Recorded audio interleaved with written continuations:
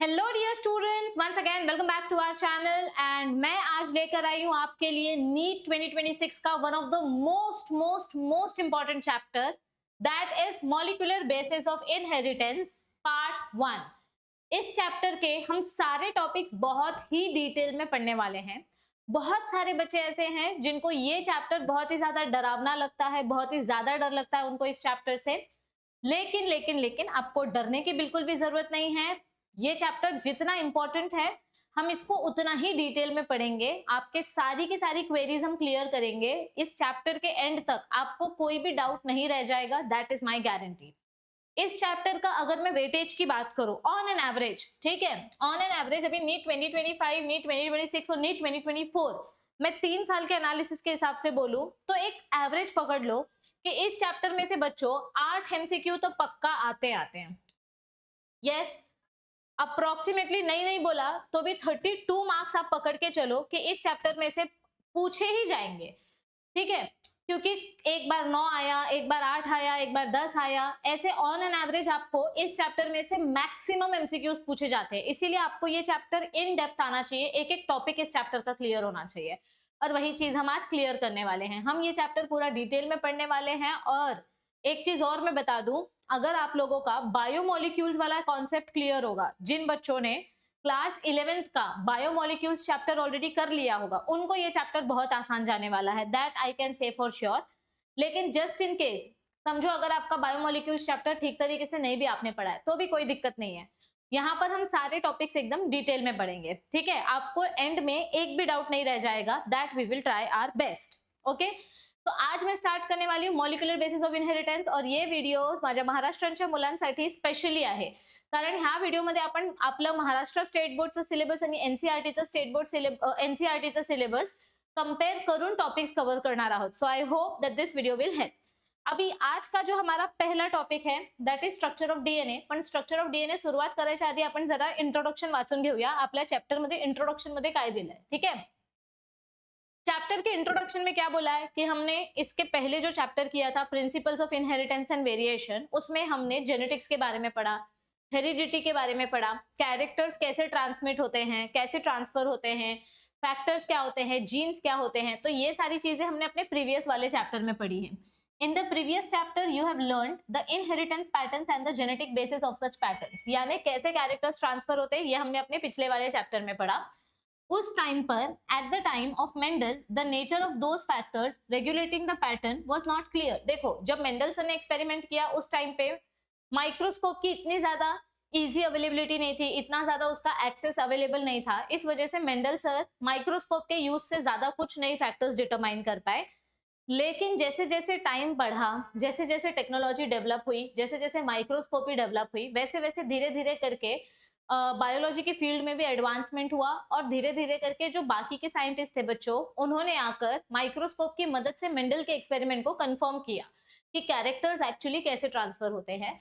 Over the next 100 years the nature of the putative genetic material, putative यानी confirmed genetic material was investigated which resulted in the realization, culminating means resulting in the realization that DNA is the genetic material. मतलब धीरे धीरे धीरे करके जैसे जैसे biology की field में एडवांसमेंट होते गई, जैसे जैसे तरक्की होती गई बायोलॉजी की फील्ड में, वैसे वैसे साइंटिस्ट लोगों का माइक्रोस्कोप को लेकर एक्सेस बढ़ता गया और बहुत सारे रिसोर्सेज अवेलेबल होते गए। और धीरे धीरे करके after the work of Mendel बहुत सारे साइंटिस्ट लोगों ने ये फाइनली हमें बताया कि हमारा जो डीएनए है यही हमारा एक्चुअल में जेनेटिक मटेरियल है।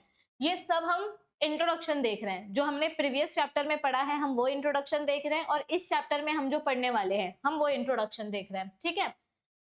At least for the majority of organisms DNA is the genetic material, क्योंकि कुछ ऐसे वायरसेस होते हैं जिनमें आरएनए जेनेटिक मटेरियल होता है। जैसे एक्सेप्शंस की अगर मैं बात करूं, if I talk about exceptions, तो एक्सेप्शंस में एग्जांपल्स किसका आता है, आरएनए का। आरएनए में डीएनए नहीं होता जेनेटिक मटेरियल, सॉरी वायरसेस में डीएनए नहीं होता है genetic material, RNA is the genetic material in viruses. Okay, इसीलिए यहां पर बोला है कि एटलीस्ट मेजॉरिटी ऑर्गेनिजम्स में DNA is the genetic material, लेकिन जो कुछ वायरसेस होते हैं उनमें आरएनए होता है genetic material. In class 11th you have also learned about nucleic acids and polymers of nucleotides. अगर आपने क्लास 11th बायोमोलिक्यूल्स चैप्टर ठीक से नहीं पढ़ा है तो भी कोई बात नहीं है, हम आज पढ़ने वाले हैं। Deoxyribose nucleic acid and ribose nucleic acid, ये हमारे दो अलग अलग टाइप के न्यूक्लिक एसिड्स है। अब ये जो पार्ट है ना, ये पार्ट हम पीछे आके वापस रीड करेंगे। अभी मैं पहले आपको कुछ इंट्रोडक्शन बताना चाहती हूँ, तो ये पार्ट हम थोड़े टाइम के बाद फिर से आके रीड करेंगे, लेकिन अभी मैं आपको कुछ इंट्रोडक्शन बताना चाहती हूँ और वो इंट्रोडक्शन में इसी स्लाइड में आपको बताऊंगी। ठीक है, अब मैं यहाँ पर क्या बताने वाली हूँ आपको कि न्यूक्लिक एसिड की डिस्कवरी कैसे हुई थी, किसने की थी, ये सब आपने already class 11th biomolecules chapter में पढ़ा हुआ है। लेकिन यहाँ पर हम फिर से एक बार रिवीजन करने वाले हैं कि न्यूक्लिक एसिड की डिस्कवरी किसने की थी और कैसे की थी। देखो आपको ना यहाँ पर दिया गया है, आपके थियोरी का जो लास्ट पैराग्राफ है, हाँ यहाँ पर दिया गया है कि डीएनए एक एसिडिक सब्सटेंस है। ये सबसे पहली बार किसने आइडेंटिफाई किया था? इट वाज आइडेंटिफाइड बाय माइशर या मिशेर, फ्रेडरिक मिशेर भी आप इसको पढ़ सकते हो, माइशर भी पढ़ सकते हो, आपको जो सही लगे। तो इसके बारे में पहले हम पढ़ लेते हैं, कॉन्सेप्ट पढ़ लेते हैं और फिर हम थियोरी आके फिर से रीड करेंगे। ठीक है, तो मैं यहाँ पर लिख देती हूँ कि सबसे पहले डीएनए की जो डिस्कवरी थी वो डिस्कवरी किसने की थी? माइशर सर ने की थी, फ्रेडरिक माइशर ने। इन्होंने एक आउल का सेल लिया था, ठीक है, उसके न्यूक्लिक सब्सटेंस को इन्होंने एक्सट्रैक्ट किया था और महाराष्ट्र स्टेट बोर्ड की टेक्स्ट बुक में क्या बोला गया है? डब्ल्यूबीसी के सेल्स को स्टडी किया था। एनसीईआरटी में बोला गया है कि इन्होंने आउल का सेल लिया था और इसमें से इन्होंने न्यूक्लियस को एक्सट्रैक्ट किया था। न्यूक्लियस को एक्सट्रैक्ट करके इसकी स्टडी की थी, तो इनको पता चला कि ये एक जेनेटिक मटेरियल है या इसमें कुछ तो अलग चीज है, इसमें कुछ तो खास चीज है। और अपने एमएच बोर्ड के टेक्स्ट बुक में क्या बोला गया है कि फ्रेडरिक माइशर सर ने इंजर्ड डब्ल्यूबीसी सेल्स का, फ्रेडरिक माइशर सर ने क्या किया था? इंजर्ड डब्ल्यूबीसी सेल्स को निकालकर उसके अंदर के न्यूक्लियस के स्ट्रक्चर को समझने की कोशिश की थी। तो ये डब्ल्यूबीसी सेल है, इसका जो न्यूक्लियस है इसको एक्सट्रैक्ट किया था। दोनों में, चाहे आप महाराष्ट्र बोर्ड के टेक्स्ट बुक के हिसाब से पढ़ो या एनसीईआरटी के टेक्स्ट बुक के हिसाब से पढ़ो, दोनों में एक कॉमन चीज क्या है कि ये जो न्यूक्लियस एक्सट्रैक्ट उन्होंने किया था, इस न्यूक्लियस एक्सट्रैक्ट का नाम क्या रखा गया था? It was named as nuclein. इसका नाम क्या रखा गया था? न्यूक्लिन नाम रखा गया था। क्या नाम रखा गया था? न्यूक्लिन। और फ्रेडरिक माइशर सर के बाद एक दूसरे साइंटिस्ट आए, ऑल्टमैन। उन्होंने क्या बोला कि ये जो न्यूक्लिन सब्सटेंस है, let me do it's chemical analysis. तो जो दूसरे साइंटिस्ट आए, पहले साइंटिस्ट थे माइशर, दूसरे साइंटिस्ट थे ऑल्टमैन। अब ये जो दूसरे साइंटिस्ट आए, इन्होंने क्या बोला कि ये जो न्यूक्लिन सब्सटेंस है ना, इसका मैं केमिकल स्टडी करता हूं कि ये इसका केमिकल नेचर क्या है, ये एसिड है कि बेस है, इसका केमिकल नेचर क्या है वो थोड़ा सा मैं स्टडी करता हूं। और जब ऑल्टमैन ने इस सब्सटेंस का केमिकल नेचर स्टडी किया, इसका केमिकल एनालिसिस किया, तो उनको पता चला कि अरे इसमें तो बहुत ज्यादा हाई फॉस्फोरस कंटेंट प्रेजेंट है। क्या पता चला उनको? कि इसमें बहुत ही ज्यादा हाई फॉस्फोरस कंटेंट प्रेजेंट है, जिसके वजह से ये एसिडिक नेचर शो कर रहा है। क्या कर रहा है? ये एसिडिक नेचर शो कर रहा है। और फिर इसका नाम पड़ा न्यूक्लिक एसिड। पहले इसका नाम पड़ा था न्यूक्लिन, और ऑल्टमैन ने क्या बोला कि ये जो न्यूक्लिन है, इसका जो पीएच है ये एसिडिक पीएच शो करता है, तो इसका नाम क्या पड़ गया? न्यूक्लिन और एसिडिक, इन दोनों को मिलाकर इसका नाम पड़ गया न्यूक्लिक एसिड। क्या पड़ गया इसका नाम? Nucleic acid. और आगे जाके हमें पता चला कि न्यूक्लिक एसिड एक्चुअली में दो टाइप की होती है। कितने टाइप के न्यूक्लिक एसिड्स होते हैं? दो टाइप के होते हैं। हमें पता चला कि न्यूक्लिक एसिड्स दो टाइप के होते हैं। कौन से दो टाइप के होते हैं? एक डीऑक्सीराइबोस न्यूक्लिक एसिड और एक राइबोस न्यूक्लिक एसिड, जो मैंने यहाँ पर आपको अंडरलाइन करवाया कि ये जो न्यूक्लिक एसिड्स हैं, ये न्यूक्लिक एसिड्स दो टाइप के होते हैं। एक होता है डीऑक्सीराइबोस न्यूक्लिक एसिड, एक होता है ribo nucleic acid. These are two types of nucleic acids जो हमें लिविंग सिस्टम्स में देखने मिलते हैं। अगर मैं डीएनए की बात करूं तो DNA most of the organisms का जेनेटिक मटेरियल है। डीएनए क्या है? मोस्ट ऑफ द ऑर्गेनिजम्स का जेनेटिक मटेरियल है। आरएनए जो है, आरएनए दो टाइप का होता है, एक होता है जेनेटिक, एक होता है सेल्यूलर। अगर मैं यहाँ पर आपको आरएनए के टाइप्स बताऊं, यहाँ पर अगर मैं लिखूं कि आरएनए जो है ये दो टाइप का होता है, एक होता है जेनेटिक, एक होता है सेल्यूलर। तो जेनेटिक आरएनए मुझे किन में देखने मिलता है? आरएनए वायरसेस में, रेट्रोवायरसेस में मुझे आरएनए देखने मिलता है एज जेनेटिक मटेरियल। लेकिन अगर मैं सेल्यूलर आरएनए की बात करूं तो सेल्यूलर आरएनए मुझे कौन से फॉर्म में देखने मिलता है? मैसेंजर आरएनए के फॉर्म में, राइबोसोमल आरएनए के फॉर्म में, ट्रांसफर आरएनए के फॉर्म में। ये मेरे सेल्यूलर आरएनए हैं। ये सेल्यूलर आरएनए क्या करने में हेल्प करते हैं? सेंट्रल डॉग्मा प्रोसेस कंप्लीट करने में हेल्प करते हैं, यानी प्रोटीन सिंथेसिस करने में हेल्प करते हैं। तो यहाँ पर क्या दिया है कि मोस्ट ऑफ द ऑर्गेनिजम्स में हमारा डीएनए ही जेनेटिक मटेरियल का काम करता है, लेकिन आरएनए कुछ ऑर्गेनिजम्स में जेनेटिक मटेरियल का काम करता है, कुछ ऑर्गेनिजम्स में सेंट्रल डॉग्मा कंप्लीट करने में हेल्प करता है। RNA act as genetic material in some viruses, mostly functions as messenger RNA. कुछ ऑर्गेनिजम्स में ये जेनेटिक मटेरियल का काम करेगा, लेकिन मोस्टली ये सेल्यूलर आरएनए का काम करता है। जैसे कि मैसेंजर आरएनए, यहां पर मैं लिख देती हूँ एमआरएनए। कभी कभी ये अडेप्टर का काम करता है, it has other roles also, जैसे अडेप्टर मॉलिक्यूल। अडेप्टर मॉलिक्यूल की अगर मैं बात करूं तो ये हो जाएगा टीआरएनए। टीआरएनए को हम अडेप्टर मॉलिक्यूल भी बोलते हैं, क्योंकि ये साइटोप्लाज्म से अमीनो एसिड्स अडेप्ट करके लाता है। और अगर मैं कैटालिटिक मॉलिक्यूल की बात करूं तो ये हो जाएगा आरआरएनए, क्योंकि इसके पास राइबोसोम्स हैं जो प्रोटीन सिंथेसिस में हेल्प करते हैं। और ये सारी चीजें आप क्लास 11th में सीख चुके हो। In class 11 you have already learned the structure of nucleotides. अगर आप नहीं भी सीखे हो तो भी कोई बात नहीं है, हम अभी पढ़ेंगे कि न्यूक्लियोटाइड का स्ट्रक्चर क्या होता है, कैसे होता है। और बहुत सारे न्यूक्लियोटाइड से हमारा डीएनए बनता है। एक सिंगल न्यूक्लियोटाइड को हम मोनोमर बोलेंगे, और जब ऐसे बहुत सारे मोनोमर्स एक साथ जुड़ जाते हैं तो हमारा न्यूक्लिक एसिड पॉलीमर बनता है। तो इस चैप्टर में हम क्या डिस्कस करने वाले हैं? In this chapter we are going to discuss the structure of DNA. वो कैसे रेप्लिकेशन करता है, हम डीएनए रेप्लिकेशन पढ़ेंगे, प्रोसेस ऑफ ट्रांसक्रिप्शन पढ़ेंगे, देन जेनेटिक कोड के बारे में पढ़ेंगे, सीक्वेंस ऑफ अमीनो एसिड्स के बारे में पढ़ेंगे, the process of protein synthesis and elementary basis of the regulation, the determination of complete nucleotide sequence of human genome during last decade has set a new era of genomics।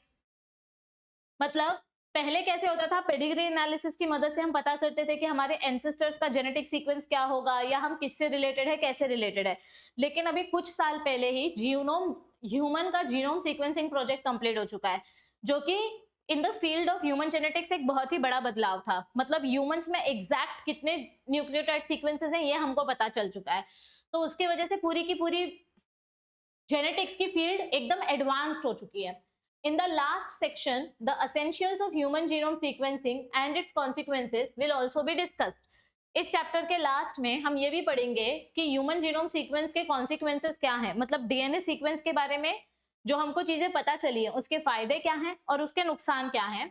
Let us begin our discussion by first understanding the structure of the most interesting molecule, that is DNA। तो सबसे पहले हम शुरुआत करेंगे DNA के structure के साथ कि डीएनए का स्ट्रक्चर किसने डिस्कवर किया, कैसे डिस्कवर किया, डीएनए का स्ट्रक्चर एक्चुअली कैसे होता है। So in subsequent sections we will understand why it is the most abundant genetic material and what is its relationship with RNA।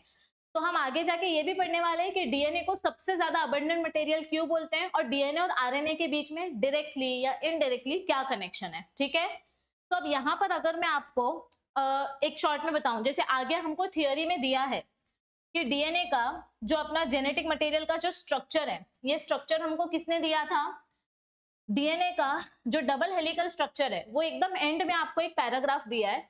DNA का जो डबल हेलिकल स्ट्रक्चर है इसका प्रपोजिशन किसने दिया था? प्रपोजिशन मतलब किसने ये कॉन्सेप्ट हमको बताया था? The proposition of double helix structure for DNA and its simplicity in explaining the genetic implication became revolutionary. तो Francis Crick proposed the central dogma theory. मतलब पहले वॉटसन और क्रिक ने डीएनए का डबल हेलिकल स्ट्रक्चर दिया और फिर फ्रांसिस क्रिक ने हमें मॉलिक्यूलर बायोलॉजी समझाई, जिससे हमको सेंट्रल डॉग्मा के बारे में पता चला। तो ये सारी चीजें हम डिटेल में पढ़ेंगे। पहले मैं आपको कुछ सिंपल सी चीजें यहाँ पर लिख के दे रही हूँ, देखो मैं पूरा आपको डिटेल में पढ़ाने वाली हूँ। ठीक है, तो यहाँ पर मैं कुछ चीजें लिख रही हूँ कि हमारा जो डीएनए का डबल हेलिकल स्ट्रक्चर है ये किसने डिस्कवर किया था और कब डिस्कवर किया था। लेकिन ये लिखने से पहले आप लोग अगर इस चैप्टर को सीरियसली पढ़ना चाहते हैं तो आप लोगों को मैं एक सजेशन दूंगी कि आप लोग ना एक फुलस्केप लो। इस चैप्टर में ना बहुत सारे साइंटिस्ट के नाम आने वाले हैं, उन्होंने कौन सी डिस्कवरी की, कौन से साल में की, आपको ये सारी चीजें पता होनी चाहिए। मैंने महाराष्ट्र बोर्ड के स्टूडेंट्स को पूरा एक साइंटिस्ट का लिस्ट बना के दिया हुआ है, तो अगर आप चाहते हो कि मैं इस चैप्टर के लिए भी पूरा साइंटिस्ट का लिस्ट आपको बना कर दूं तो नीचे कमेंट करो। अदरवाइज आप खुद जैसे जैसे मैं लेक्चर में साइंटिस्ट का नाम और उसकी डिस्कवरी बताते जाऊंगी, आप एक फुल स्केप पे लिखते जाओ। जैसे जैसे हम एक एक लेक्चर आगे बढ़ेंगे, मैं जितने साइंटिस्ट के नाम आपको हर लेक्चर में बताऊंगी, आपको वो अपनी लिस्ट में ऐड करते जाना है, क्योंकि साइंटिस्ट के नेम से रिलेटेड, उनके डिस्कवरी से रिलेटेड, उनके ईयर से रिलेटेड एक क्वेश्चन डेफिनेटली इस चैप्टर में से पूछा जाता है। तो आपको बस याद करना है, मेमोराइज करना है, जो कि आप करने में एक्सपर्ट हो। तो कुछ चीजें ना मेमोरी बेस्ड होती है, कुछ चीजें अंडरस्टैंडिंग बेस्ड होती है। तो मेमोरी बेस्ड वाला टॉपिक कम से कम आप फुल स्केप में लिख के रखोगे तो आपको वो चीज हेल्प करेगी। तो मैं यहाँ पर क्या बताने वाली हूँ कि हमको जो डीएनए का डबल हेलिकल स्ट्रक्चर है, अगर मैं स्ट्रक्चर ऑफ डीएनए की बात कर रही हूँ, if I am talking about structure of DNA,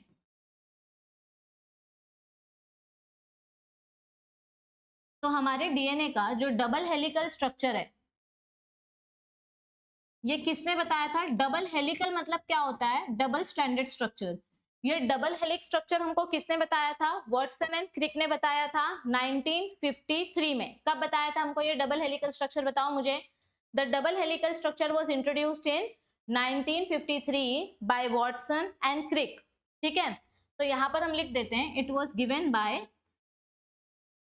wait, double helical structure was given by Watson and Crick in 1953, और इसी को आगे जाके एक्सप्लेन किया, ये डबल हेलिकल स्ट्रक्चर को ही आगे जाके एक्सप्लेन किया गया कि ये डबल हेलिकल स्ट्रक्चर कैसे स्टेबल रहता है, या ये कौन से प्रिंसिपल्स को फॉलो करता है, इसका स्ट्रक्चर का स्टेबिलिटी किस वजह से है। तो वो किसने बताया? एरविन चारगाफ ने एंड विल्किंस ने। किसने बताया? फ्रैंकलिन एंड विल्किन ने। हाँ, Rosalind, Maurice Wilkins and Rosalind Franklin. So Franklin and Wilkins ने, इन्होंने हमको बताया about pairing between nitrogen bases. ठीक है, तो मतलब इन्होंने भी हमको डीएनए का स्ट्रक्चर अंडरस्टैंड करने में हेल्प की, एक्सरे डिफ्रैक्शन वगैरह की मदद से। एरविन चारगाफ सर ने हमको कॉम्प्लीमेंट्री पेयरिंग के बारे में बताया। तो कुछ ऐसी चीजें थी जो हमको डीएनए के बारे में डिटेल में बताई गई। हे आपण परत पुढे वाचणार, हे मी तुम्हाला आता फक्त इयर लक्षात ठेवण्यासाठी, म्हणजे तुम्ही तुमच्या लिस्ट मध्ये लिहून ठेवू शकता, त्यासाठी तुम्हाला मी हे इथे दिलंय। ठीक है, तो अब देखो, अब हम डीएनए का एक्चुअल स्ट्रक्चर स्टार्ट करते हैं। अब आपकी टेक्स्ट बुक में ना, तुमच्या टेक्स्ट बुक मध्येच हा पॅरेग्राफ दिलाय, ह्या पैराग्राफला अपन टेबलच्या फॉर्मेट में लिहून घेऊया, क्योंकि कैसा होता है जब आप चीजों को टेबल फॉर्मेट में लिख लेते हो तो आपको वो समझने में आसानी होती है। ठीक है, अब यहाँ पर देखो क्या बोला गया है, यहाँ पर ना एक लाइन बोली गई है, number of nucleotides is fixed in a species. क्या बोला गया है हमको यहाँ पर? Number of nucleotides is fixed in every species. जैसे अगर मैं ह्यूमंस की बात करूं तो मुझे पता है कि ह्यूमंस में 46 क्रोमोसोम्स होते हैं, यानी 23 पेयर्स ऑफ क्रोमोसोम्स होते हैं। ऐसे ही अगर हम बैक्टीरिया की बात करें तो उसमें 1 क्रोमोसोम होता है। अगर हम ड्रोसोफिला की बात करें तो उसमें 8 क्रोमोसोम्स होते हैं। अगर हम ग्रीन पी की बात करें तो उसमें 14 क्रोमोसोम्स होते हैं। लेकिन हर एक क्रोमोसोम के ऊपर कुछ जीन्स होते हैं और वो क्रोमोसोम, वो डीएनए न्यूक्लियोटाइड से बनता है। ध्यान से सुनो मैं यहाँ क्या बोल रही हूँ। हमारा डीएनए कैसे बना है? See, this is the genetic material chromosome. Chromosome बना है डीएनए से, और डीएनए बनता है न्यूक्लियोटाइड से। डीएनए कैसे बनता है? न्यूक्लियोटाइड से। हर एक ऑर्गेनिज्म में ये न्यूक्लियोटाइड नंबर फिक्स है। ये मेरा एक न्यूक्लियोटाइड, ये मेरा दूसरा न्यूक्लियोटाइड, ये मेरा तीसरा न्यूक्लियोटाइड, ऐसे हजारों लाखों मिलियंस ऑफ न्यूक्लियोटाइड्स प्रेजेंट होते हैं, और हर एक ऑर्गेनिज्म में ये न्यूक्लियोटाइड नंबर फिक्स होता है जो आपको यहाँ पर दिया गया है। So number of nucleotides is fixed in each species. हर एक स्पीशीज में ये न्यूक्लियोटाइड नंबर फिक्स होता है, और इसी न्यूक्लियोटाइड नंबर से हम इसका आइडेंटिफिकेशन करते हैं। अगर मुझे कोई नया बैक्टीरिया मिला और उसके न्यूक्लियोटाइड नंबर्स अगर मुझे पता चले, तो मुझे पता चलेगा कि ये बैक्टीरिया कौन सी फैमिली को बिलोंग करता है, कौन से जीनस को बिलोंग करता है। तो number of nucleotide is fixed for each species. क्या बोला गया हमको? Number of nucleotide is fixed for each species. तो it is fixed in each species, क्योंकि ये आगे जाके हमें आइडेंटिफिकेशन करने में हेल्प करता है, ऑर्गेनिज्म की आइडेंटिटी पहचानने में हेल्प करता है। तो देखो यहाँ पर जो थियोरी दी है ना, मैं वही चीज यहाँ पर लिखने वाली हूँ। DNA is a very long polymer of deoxyribonucleotides. Yes, ये देखो डीएनए किससे बना है, बहुत सारे न्यूक्लियोटाइड से मिलके बनता है। बहुत सारे न्यूक्लियोटाइड्स जब एक साथ आते हैं तो उसको पॉलीमर बोलते हैं। एक सिंगल न्यूक्लियोटाइड अगर प्रेजेंट होगा तो उसको मोनोमर बोलेंगे। So DNA is a polymer of deoxyribonucleotides and the length of DNA is usually defined as number of nucleotides। एक डीएनए में कितने न्यूक्लियोटाइड्स है उससे पता चलता है कि उस डीएनए की लेंथ कितनी होने वाली है। 10 न्यूक्लियोटाइड्स होंगे तो डीएनए की लेंथ छोटी होगी, 100 न्यूक्लियोटाइड्स होंगे तो डीएनए की लेंथ बड़ी होगी। Okay, so this also is the characteristic of an organism, और ये हर एक ऑर्गेनिज्म में फिक्स होता है। फॉर एग्जाम्पल, अब हमको यहाँ पर एग्जाम्पल्स दिए गए जो मैं यहाँ पर लिखने वाली हूँ। सबसे पहले हम लिखेंगे ऑर्गेनिज्म का नेम, फिर लिखेंगे जेनेटिक मटेरियल, फिर लिखेंगे नंबर ऑफ न्यूक्लियोटाइड। आप लोग भी मेरे साथ अपनी एनसीईआरटी की टेक्स्ट बुक में ये टेबल बनाते जाओ। मतलब ये जो थियोरी है टेबल फॉर्म में लर्न करोगे तो जल्दी होता है यार। तो यहाँ पर मैं लिख रही हूँ, रुको I will use another colour. यहाँ पर मैं लिख रही हूँ ऑर्गेनिज्म, यहाँ पर मैं लिख रही हूँ उसका जेनेटिक मटेरियल, और यहां पर मैं लिखूंगी नंबर ऑफ न्यूक्लियोटाइड्स। क्या लिखा मैंने यहाँ पर, नंबर ऑफ न्यूक्लियोटाइड्स। यहां तक सबको क्लियर है? यस। अब सबसे पहला एग्जांपल हमको दिया है बैक्टीरियोफाज का। सबसे पहला एग्जांपल हमको क्या दिया है, बैक्टीरियोफाज। क्या बोला गया है हमको यहाँ पर कि बैक्टीरियोफाज क्या होता है। पहले तो आप मुझे ये बताओ, ये 5x174 ये हमारा बैक्टीरियोफाज है। 1 minute, let me use another ink. हाँ,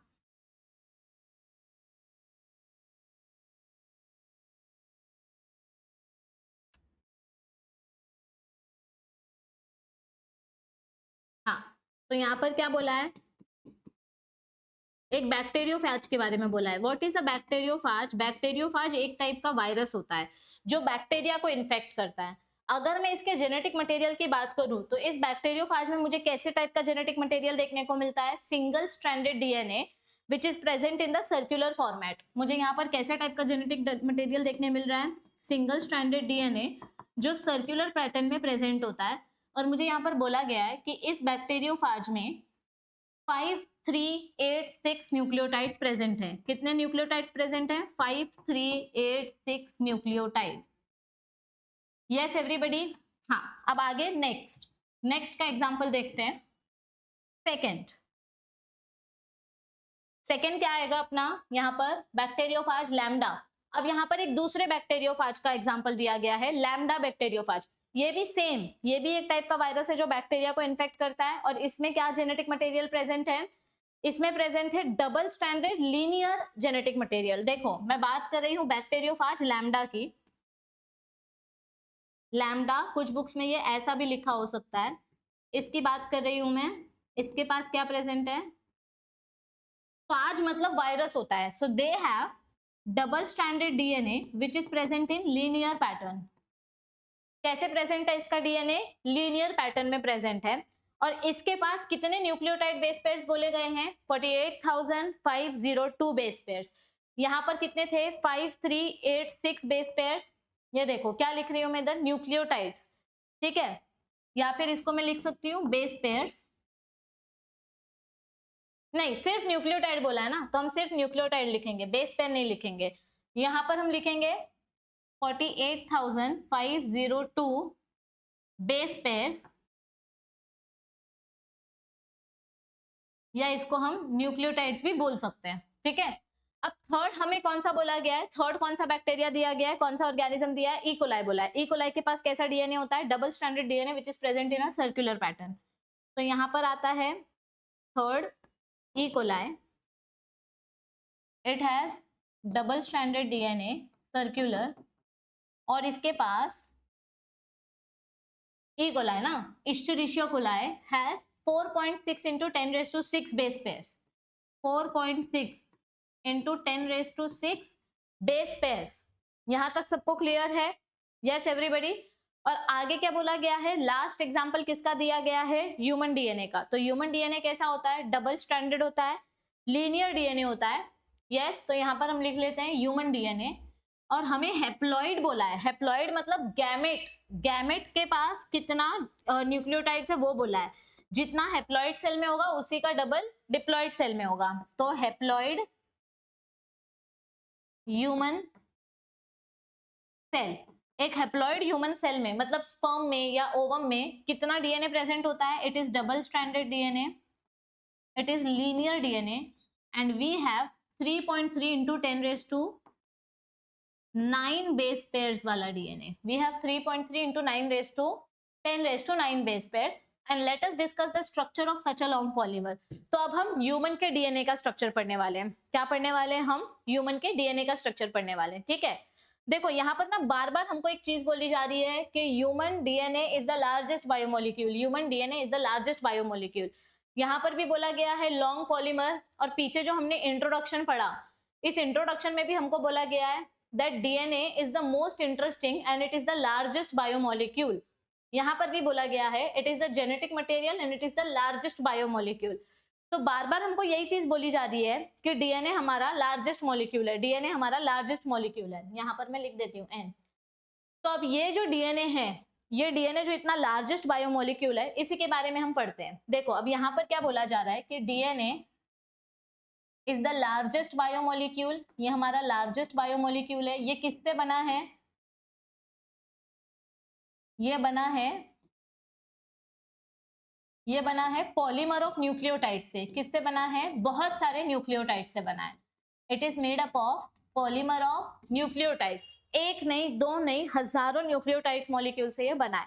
अब अगर मैं न्यूक्लियोटाइड मॉलिक्यूल की बात करूं, अगर मैं न्यूक्लियोटाइड मॉलिक्यूल की बात करूं, तो न्यूक्लियोटाइड मॉलिक्यूल के कौन से पार्ट्स होते हैं, हम इसका स्ट्रक्चर डिटेल में देखेंगे, ठीक है।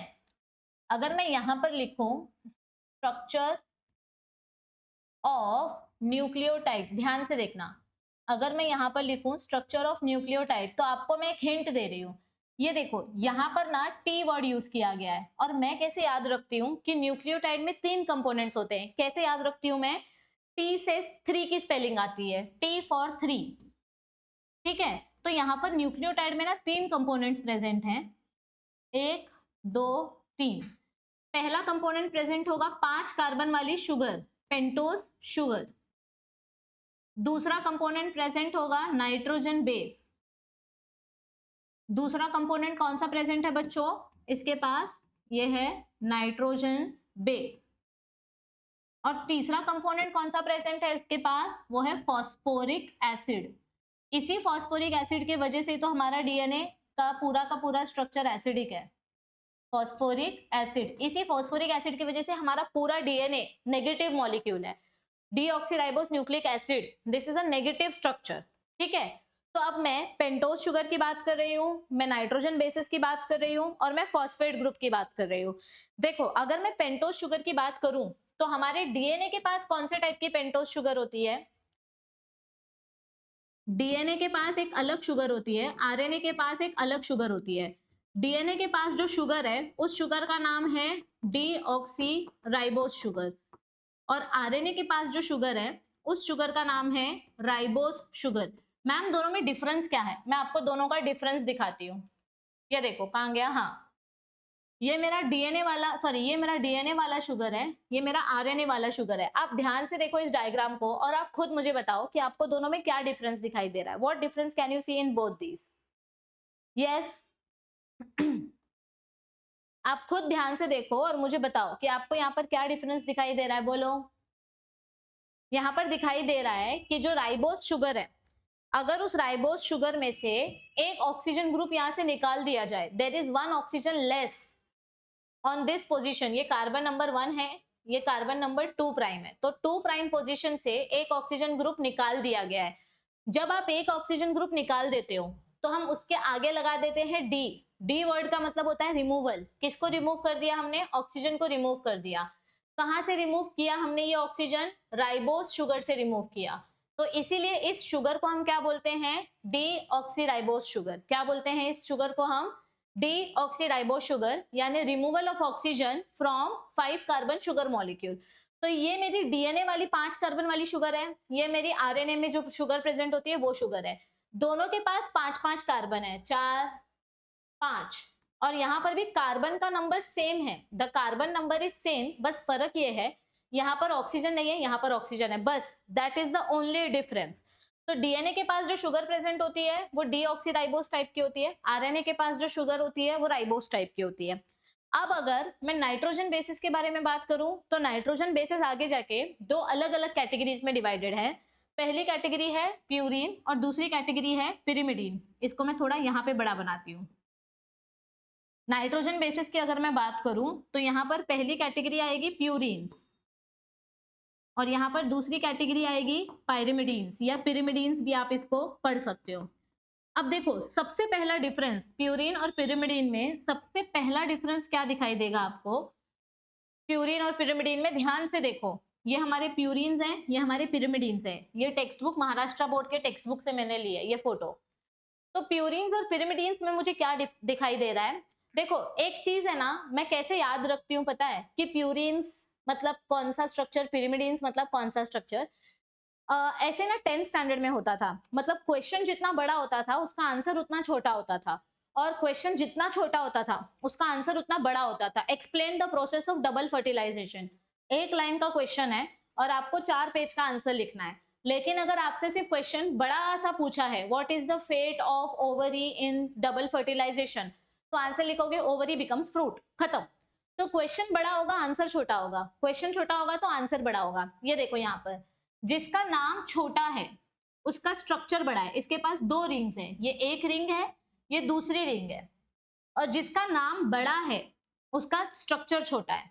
नाम छोटा स्ट्रक्चर बड़ा, नाम बड़ा स्ट्रक्चर छोटा।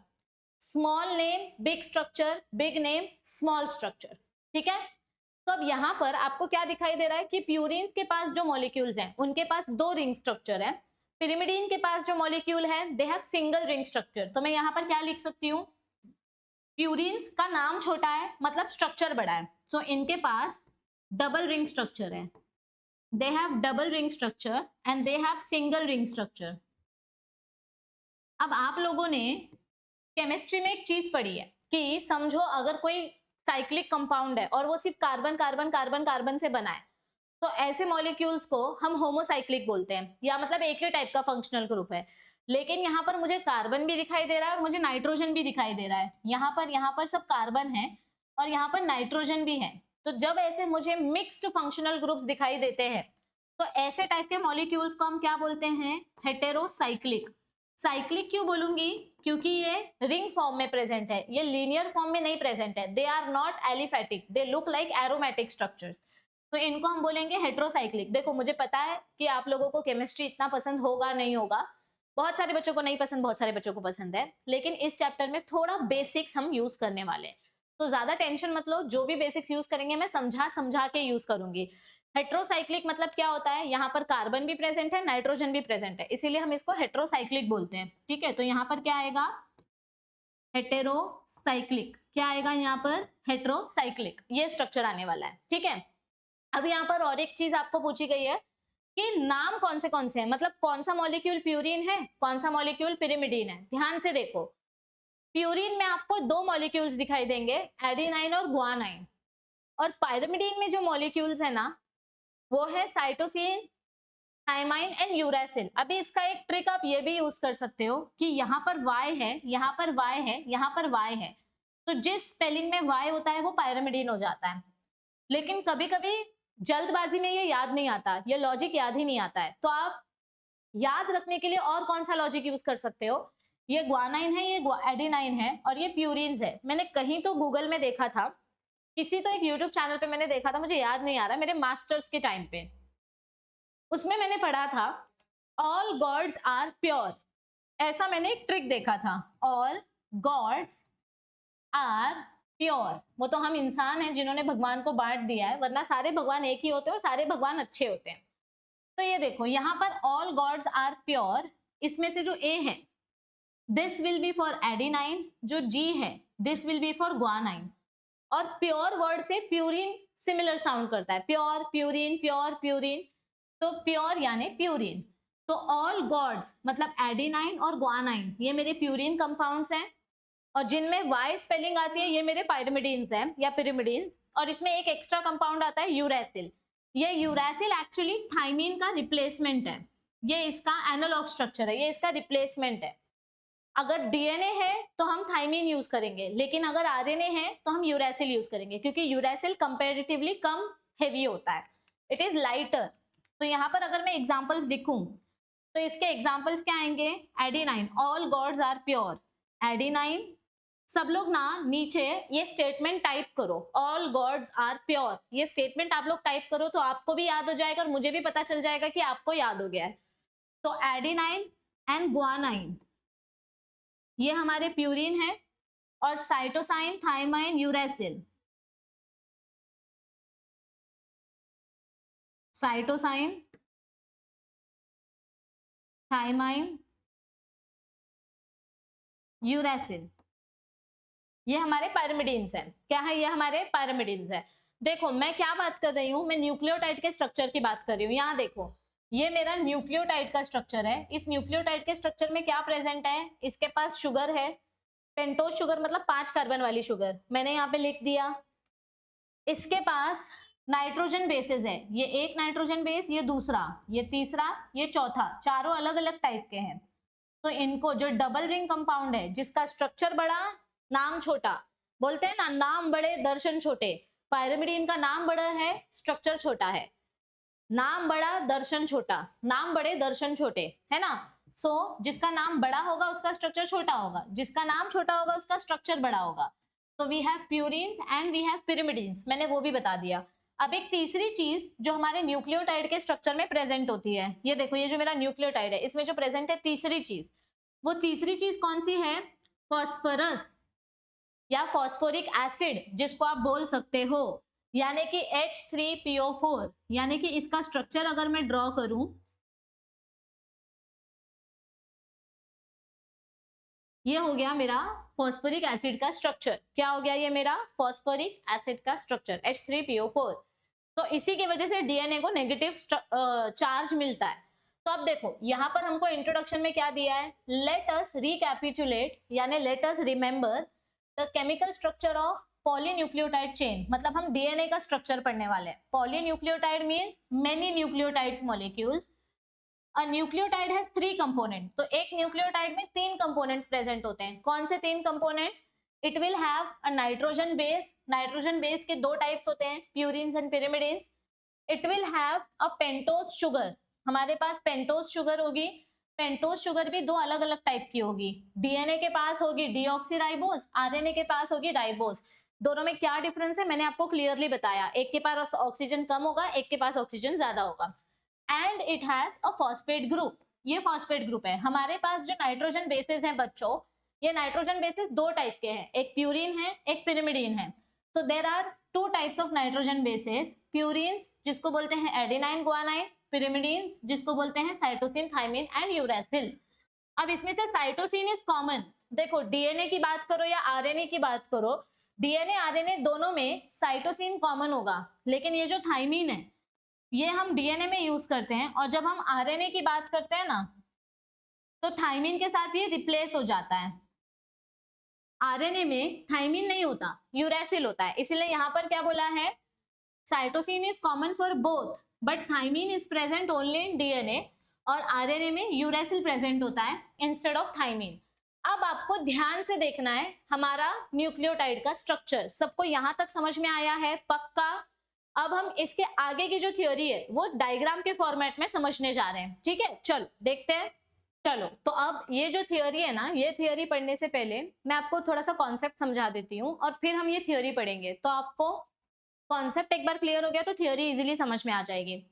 सबसे पहले हम कॉन्सेप्ट समझेंगे फॉस्फोडाइएस्टर लिंकेज का, और फिर हम कॉन्सेप्ट समझेंगे नाइट्रोजन बेस का पेयरिंग शुगर के साथ कैसे होता है। मतलब ये जो न्यूक्लियोटाइड वाला स्ट्रक्चर है ना, ये एक सिंगल न्यूक्लियोटाइड का स्ट्रक्चर हम एकदम डिटेल में समझेंगे। ध्यान से देखना, एक सिंगल न्यूक्लियोटाइड का स्ट्रक्चर। देखो हमारा डीएनए दिखने में ऐसा दिखता है, इसको जब मैं ओपन करूंगी तो ये ऐसा दिखेगा, और जब मैं इसको और ज्यादा डिटेल में स्टडी करूंगी तो ये मुझे स्ट्रक्चर कुछ ऐसा दिखाई देगा। यहाँ पर मुझे क्या दिखाई दे रहा है? न्यूक्लियोटाइड्स के स्ट्रक्चर दिखाई दे रहा है। अब यहाँ पर हम क्या पढ़ने वाले हैं? फॉस्फोडाइएस्टर लिंकेज का स्ट्रक्चर। फॉस्फोडाइएस्टर लिंकेज मतलब होता क्या है? यहाँ पर मैं लिखती हूँ यहां पर लिखूं व्हाट इज फॉस्फोडाइएस्टर लिंकेज। देखो फॉस्फोडाइएस्टर लिंकेज ये होता क्या है। अगर मैं इसकी बात करूं तो आप ध्यान से देखो, ये स्ट्रक्चर सिर्फ देखते जाओ। यहां पर मैंने एक शुगर बनाया है, ध्यान से देखो, मैं ये वाला शुगर लेती हूँ, ठीक है। I will consider this sugar. इस शुगर के पास 5 कार्बन है। कितने कार्बन है इस शुगर के पास बच्चों? इस शुगर के पास 5 कार्बन है, ठीक है। यहाँ पर एकदम ध्यान से देखना है आपको। This sugar has 5 carbon, carbon number 1, carbon number 2, carbon number 3, carbon number 4, carbon number 5। अब यहाँ पर कार्बन नंबर जो 3 है, इसका जो कार्बन नंबर 3 है, मैं ना आपको यहाँ ड्रॉ करके दिखाती हूँ तो आपको ज्यादा अच्छे से समझ में आएगा। Let me draw this for you. ध्यान से देखो, मैं यहाँ पर ड्रॉ कर रही हूँ, सेम शुगर ड्रॉ कर रही हूँ मैं, 5 कार्बन वाली शुगर ड्रॉ कर रही हूँ। ये मैंने ड्रॉ कर दी। यहाँ पर है कार्बन नंबर 1 का पोजीशन, इसको हम 1 प्राइम लिखेंगे।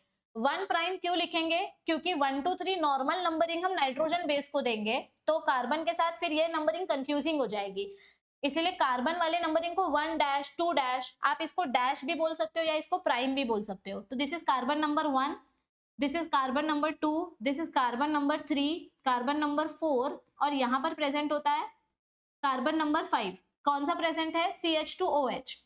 क्या प्रेजेंट होता है यहाँ पर? CH2OH मॉलिक्यूल प्रेजेंट होता है। अब ध्यान से देखो, मेरा जो थर्ड कार्बन है, यहाँ पर देखना ध्यान से, ये जो मेरा थर्ड कार्बन वाला पोजीशन है, इस थर्ड कार्बन के पोजीशन पे ना OH प्रेजेंट होगा। क्या प्रेजेंट होगा यहाँ पर? OH। मैं आपको राइबोज शुगर का डायग्राम फिर से दिखाती हूँ। ये देखो, थर्ड कार्बन पे क्या प्रेजेंट है? OH प्रेजेंट है, ठीक है। तो यहाँ पर चाहे आप राइबोज शुगर लो चाहे डीऑक्सीराइबोज शुगर लो, दोनों के पास थर्ड कार्बन पे OH प्रेजेंट है। तो मैंने यहाँ पर OH ड्रॉ किया, ये मेरा OH है। अब मुझे इसके साथ एक और ऊपर न्यूक्लियोटाइड अटैच करना है। न्यूक्लियोटाइड अटैच करने से पहले यहाँ पर मेरा फॉस्फोरस आ जाएगा। ये देखो, यहाँ पर क्या आने वाला है? यहाँ पर मेरा फॉस्फोरस आने वाला है। ये आ गया फॉस्फोरस, POH बराबर। यहाँ पर समझो, यहाँ पर भी POH है ना, यहाँ पर भी OH है और यहाँ पर O है। This is OH। अब ध्यान से देखो, यहां पर क्या करने वाली हूं मैं? यहां पर मैं एक वाटर मॉलिक्यूल रिमूव करने वाली हूं, दिखाई दे रहा है ना? हाँ, यहां पर मैं क्या करने वाली हूं? यहां पर मैं एक वाटर मॉलिक्यूल रिमूव करने वाली हूं। देखो, ये वाटर मॉलिक्यूल रिमूव कर रही हूं मैं। यहां से मैंने H लिया, यहां से मैंने OH लिया, तो मैंने वाटर मॉलिक्यूल को रिमूव कर दिया, बाहर निकाल दिया। तो अब यहां पर जो बॉन्ड बनेगा, वो बॉन्ड किसके बीच में बनेगा?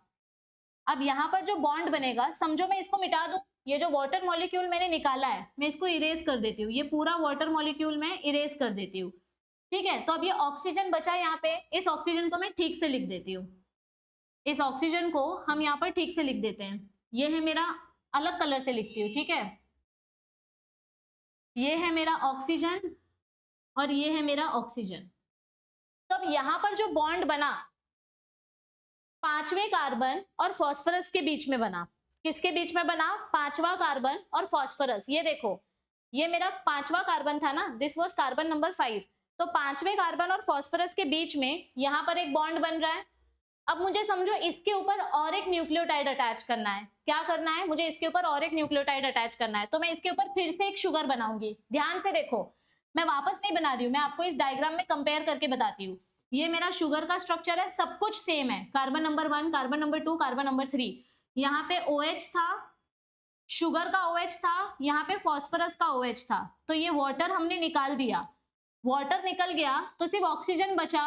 वाटर निकलने के बाद क्या बचा? सिर्फ ऑक्सीजन बचा। तो यहाँ पर बन गया बॉन्ड, ठीक है। अभी इसके ऊपर वापस से मैं न्यूक्लियोटाइड ऐड कर रही हूँ। देखो, ये मेरा एक फॉस्फोरिक एसिड है, इसके ऊपर मैं फिर से एक न्यूक्लियोटाइड ऐड करूंगी। समझो मैं यहाँ पर एक फिर से शुगर लेकर आई, C1 प्राइम, 2 प्राइम, यहाँ पर 3 प्राइम।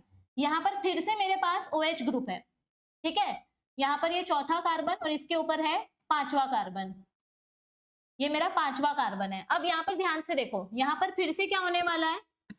यहाँ पर फिर से वाटर मॉलिक्यूल निकल जाएगा, ये H और ये OH निकल जाएगा, ये H और OH निकल गया, मतलब अगर वाटर निकल गया तो अब इस ऑक्सीजन के साथ बॉन्ड बनेगा, ये वाला जो ऑक्सीजन है ये ऑक्सीजन बॉन्ड बनाएगा, मतलब अगर मैं ये वाटर मॉलिक्यूल इरेज कर दूं, ये वाटर मॉलिक्यूल अगर मैं निकाल दूं तो यहाँ पर बॉन्ड कैसा बनेगा, फिर से यहाँ पर बॉन्ड बनेगा ऑक्सीजन, सॉरी फिर से यहाँ पर क्या बॉन्ड बना, ऑक्सीजन का बॉन्ड बना। तो यहाँ पर क्या हो रहा है, ये मेरा शुगर मॉलिक्यूल है, ये फॉस्फोरिक एसिड है, ये शुगर मॉलिक्यूल है। अब यहाँ पर जो बॉन्ड बन रहा है ना, इस बॉन्ड को हम बोलते हैं अस्टर बॉन्ड, इस बॉन्ड को हम क्या बोलते हैं, अस्टर बॉन्ड। ये देखो ये जो बॉन्ड बना है, मैं कौन से कलर से बताऊं, हाइलाइटर से बताती हूँ, ये जो बॉन्ड बना है दिस,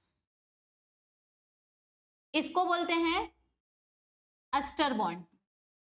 दिख रहा है ये कलर, हाँ काफी क्लियरली दिख रहा है, O डैश डैश, इसको अस्टर बॉन्ड बोलते हैं। और यहाँ पे भी अस्टर बॉन्ड बना है, ये देखो ये वाला बॉन्ड, ये जो मैंने हाईलाइट किया O डैश डैश, इसको भी हम क्या बोलते हैं, अस्टर बॉन्ड।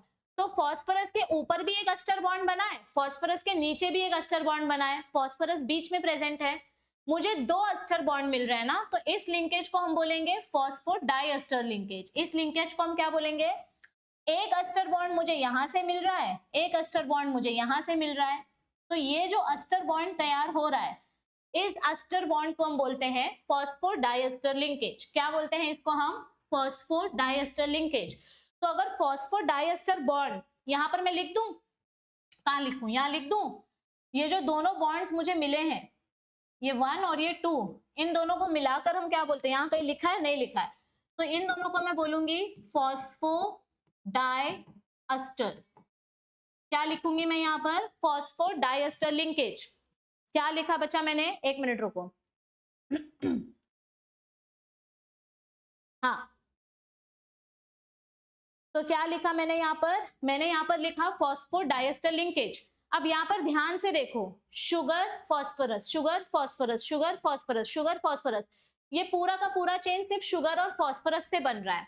अब अगर मुझे इसके ऊपर फिर से एक नया फॉस्फोरस जोड़ना है, अगर मैं इसके ऊपर फिर से एक नया फॉस्फोरस लाऊंगी तो वो फॉस्फोरस हर बार 5वें कार्बन के साथ अटैच होगा, और अगर नीचे मैं फॉस्फोरस लाई तो वो तीसरे कार्बन के साथ अटैच होगा।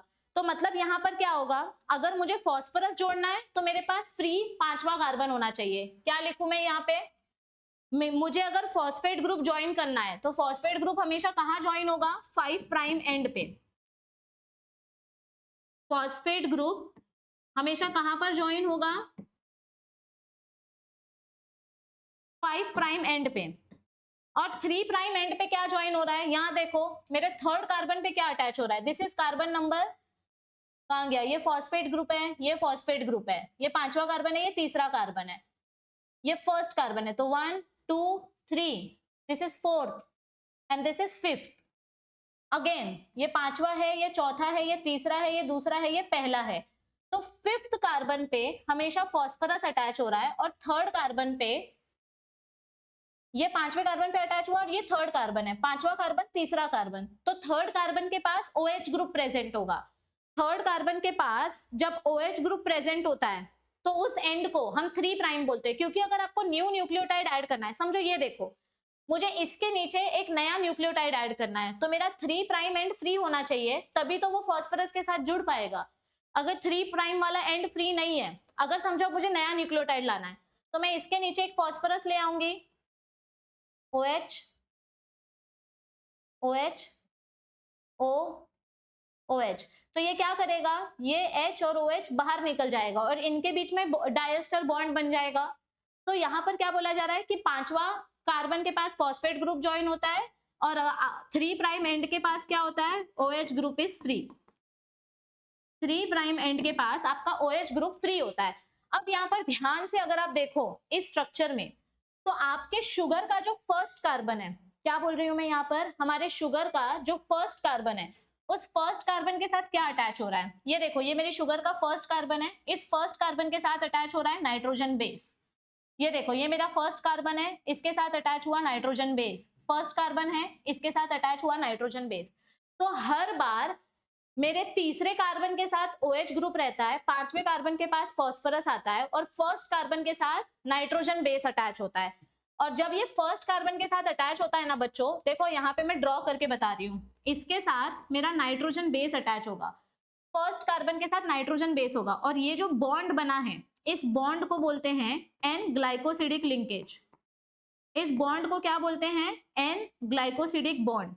कार्बन 1 एंड नाइट्रोजन बेस के बीच का जो बॉन्ड है, मतलब ये वाला जो बॉन्ड है ना, ये वाला बॉन्ड, इसको एन ग्लाइकोसिडिक लिंकेज बोलते हैं। This bond is called as N glycosidic linkage. और यहाँ पर आप ऐसा भी बोल सकते हो, ये देखो यहाँ पे कार्बन प्रेजेंट है, ये नाइट्रोजन है, और फिर वापस इसके बाजू में कार्बन है, तो इसको हम CNC लिंकेज भी बोल सकते हैं। This is also called as CNC linkage. क्या हो रहा है यहाँ पर? एन ग्लाइकोसिडिक है, CNC। N glycosidic carbon number 1 और नाइट्रोजन बेस के साथ प्रेजेंट है, और बाकी न्यूक्लियोटाइड और न्यूक्लियोटाइड के बीच में कौन सा बॉन्ड है? फॉस्फोडाइएस्टर बॉन्ड है। ये एक न्यूक्लियोटाइड, ये दूसरा न्यूक्लियोटाइड, दोनों के बीच में फॉस्फोडाइएस्टर। मतलब अगर मैं ये डायग्राम दिखाऊं तो ये वाला जो बॉन्ड है इसको बोलते हैं फॉस्फोडाइएस्टर बॉन्ड, फॉस्फोडाइएस्टर बॉन्ड। और ये वाला जो बॉन्ड है इसको बोलते हैं एन ग्लाइकोसिडिक लिंकेज। क्या बोलेंगे इसको हम? N glycosidic linkage.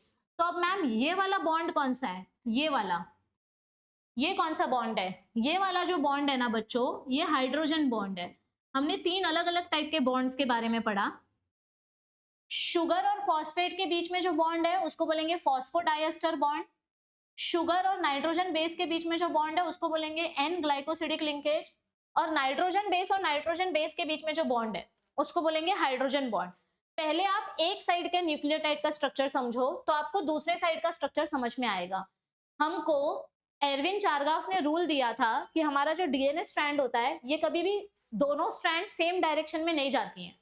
अगर हमारे पास डीएनए के 2 स्ट्रैंड्स हैं तो ये दोनों स्ट्रैंड कभी भी सेम डायरेक्शन में नहीं जाएंगे। एक स्ट्रैंड अगर ऊपर जा रही है तो दूसरी स्ट्रैंड हमेशा नीचे के डायरेक्शन में जाएगी, एंटी पैरेलल नेचर में होंगी। और जब ये दूसरी स्ट्रैंड नीचे डायरेक्शन में जाएगी, ये देखो इसकी शुगर ऊपर के डायरेक्शन में है, ये शुगर ऊपर के डायरेक्शन में जा रही है, लेकिन ये वाली शुगर नीचे वाले डायरेक्शन में है।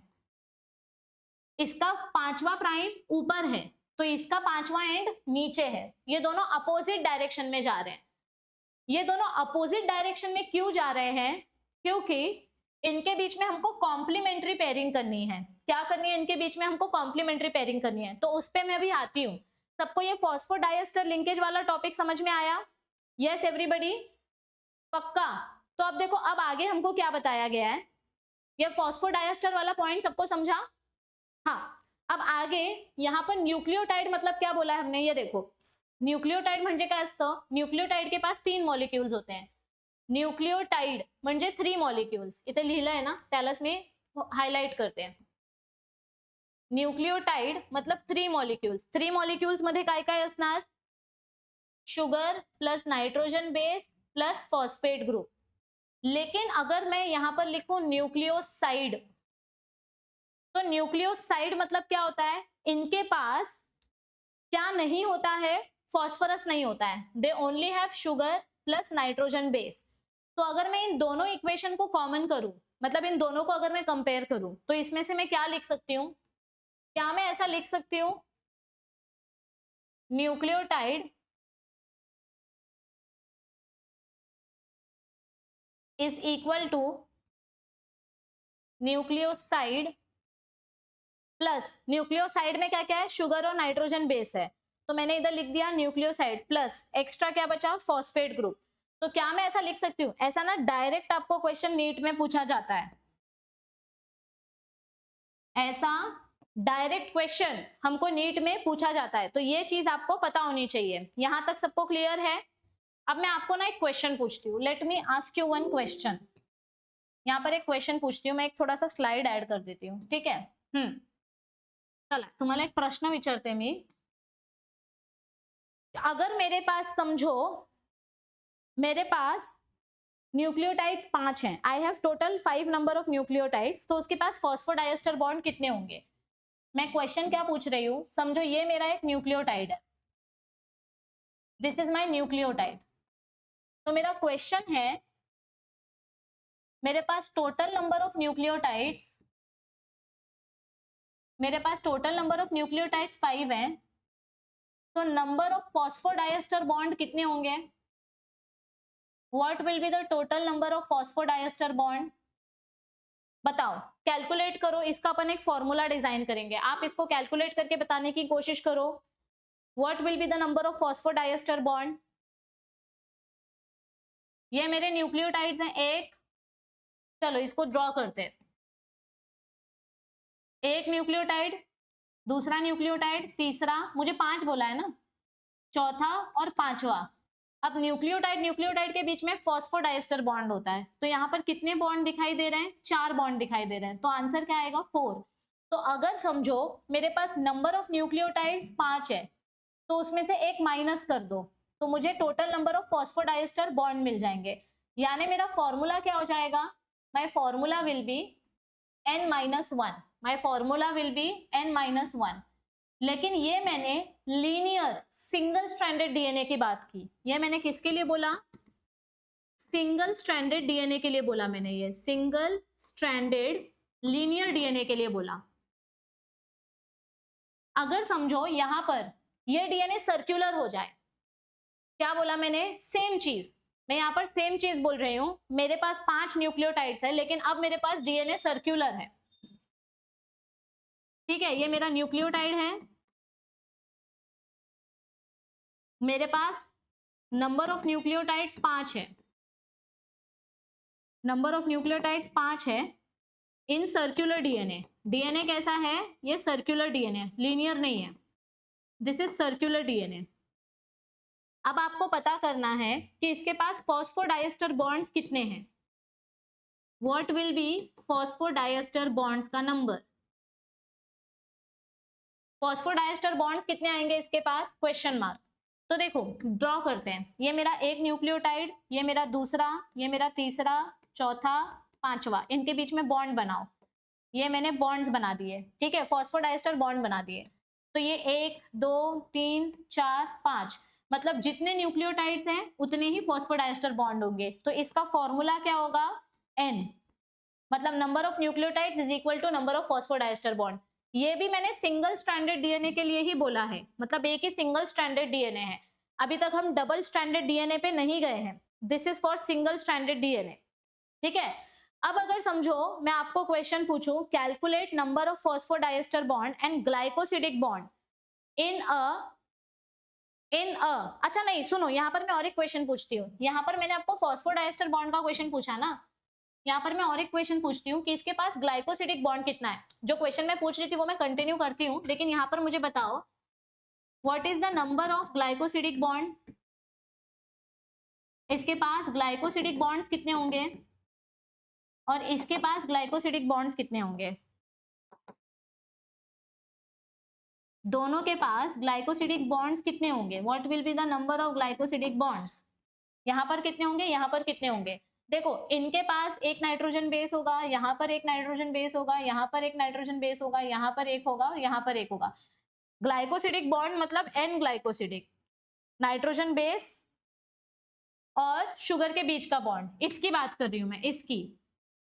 मेरे पास जितने न्यूक्लियोटाइड्स हैं उतने ग्लाइकोसिडिक बॉन्ड होंगे। तो यहाँ पर कितने ग्लाइकोसिडिक बॉन्ड्स होंगे? 1 2 3 4 5। यहाँ पर कितने ग्लाइकोसिडिक बॉन्ड्स होंगे? 1 2 3 4 5। तो जितने न्यूक्लियोटाइड्स होंगे उतने ग्लाइकोसिडिक बॉन्ड्स होंगे। सो इसका फॉर्मूला क्या आएगा? n। It will always be equal to number of nucleotides. अब मैं आपको एक क्वेश्चन पूछ रही हूँ, कैलकुलेट, मैं यहां पर आपको एक क्वेश्चन पूछ रही हूँ, calculate the number of phosphodiester bond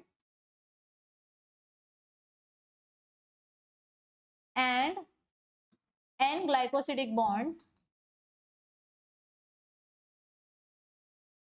in a linear या सर्कुलर, बताओ कौन से डीएनए में पूछूं? In double stranded linear DNA, in a double stranded linear, ये इंपॉर्टेंट है, डीएनए विथ 200 बेस पेयर्स। कितने बेस पेयर्स हैं इसके पास? 200 बेस पेयर है।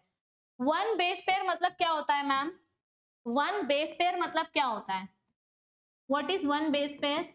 ये देखो, ये मेरा एक नाइट्रोजन बेस है, ये मेरा एक नाइट्रोजन बेस है। क्या मैं इसको बेस पेयर बोल सकती हूँ? क्या मैं इनको बेस पेयर बोल सकती हूँ? इन दोनों की जोड़ी बना सकती हूँ? नहीं, ये दोनों की जोड़ी नहीं बनेगी। जोड़ी किसकी बनती है? बाजू बाजू में जो प्रेजेंट होते हैं, इनको हम बेस पेयर बोलते हैं। This is one base pair, this is second base pair, this is third base pair. मतलब ऐसे बाजू बाजू में जो होते हैं, इनको हम बेस पेयर्स बोलते हैं। तो मेरे पास टोटल 200 बेस पेयर्स हैं। जो बाजू बाजू में जो मॉलिक्यूल्स होते हैं, उनको हम बेस पेयर्स बोलते हैं। ऐसे हमारे पास टोटल 200 बेस पेयर्स प्रेजेंट है। तो अब इमेजिन करो, एक फॉर्मूला डिजाइन करते हैं। क्या इमेजिन करना है आपको? न्यूक्लियोटाइड्स आपके पास, देखो बेस पेयर बोला है ना, अगर मेरे पास 200 बेस पेयर है तो मतलब न्यूक्लियोटाइड्स कितने होंगे?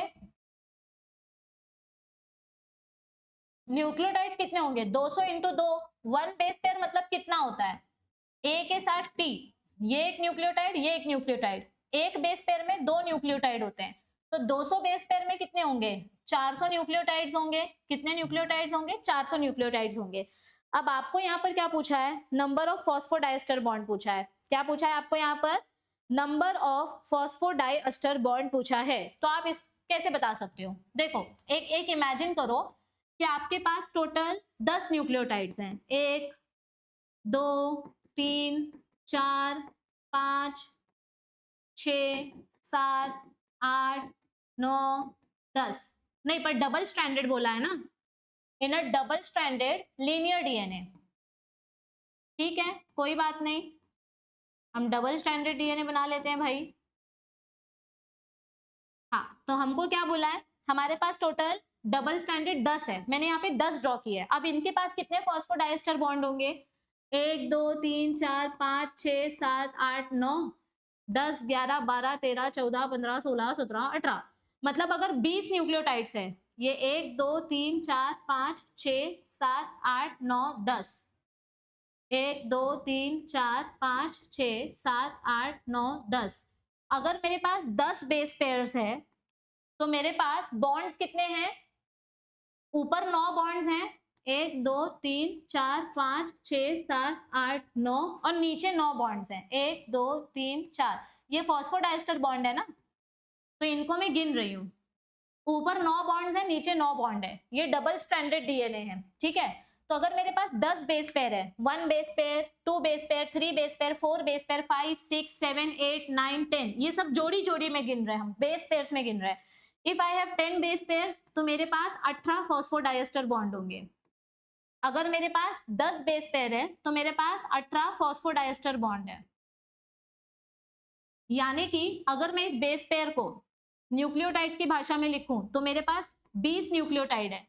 ये 10 न्यूक्लियोटाइड, ये 10 न्यूक्लियोटाइड, 20 न्यूक्लियोटाइड में 18 फॉस्फोडाइएस्टर बॉन्ड है। यानी टोटल में से 2 माइनस कर दो। मतलब यहां पर मैं फॉर्मूला क्या लगाऊंगी?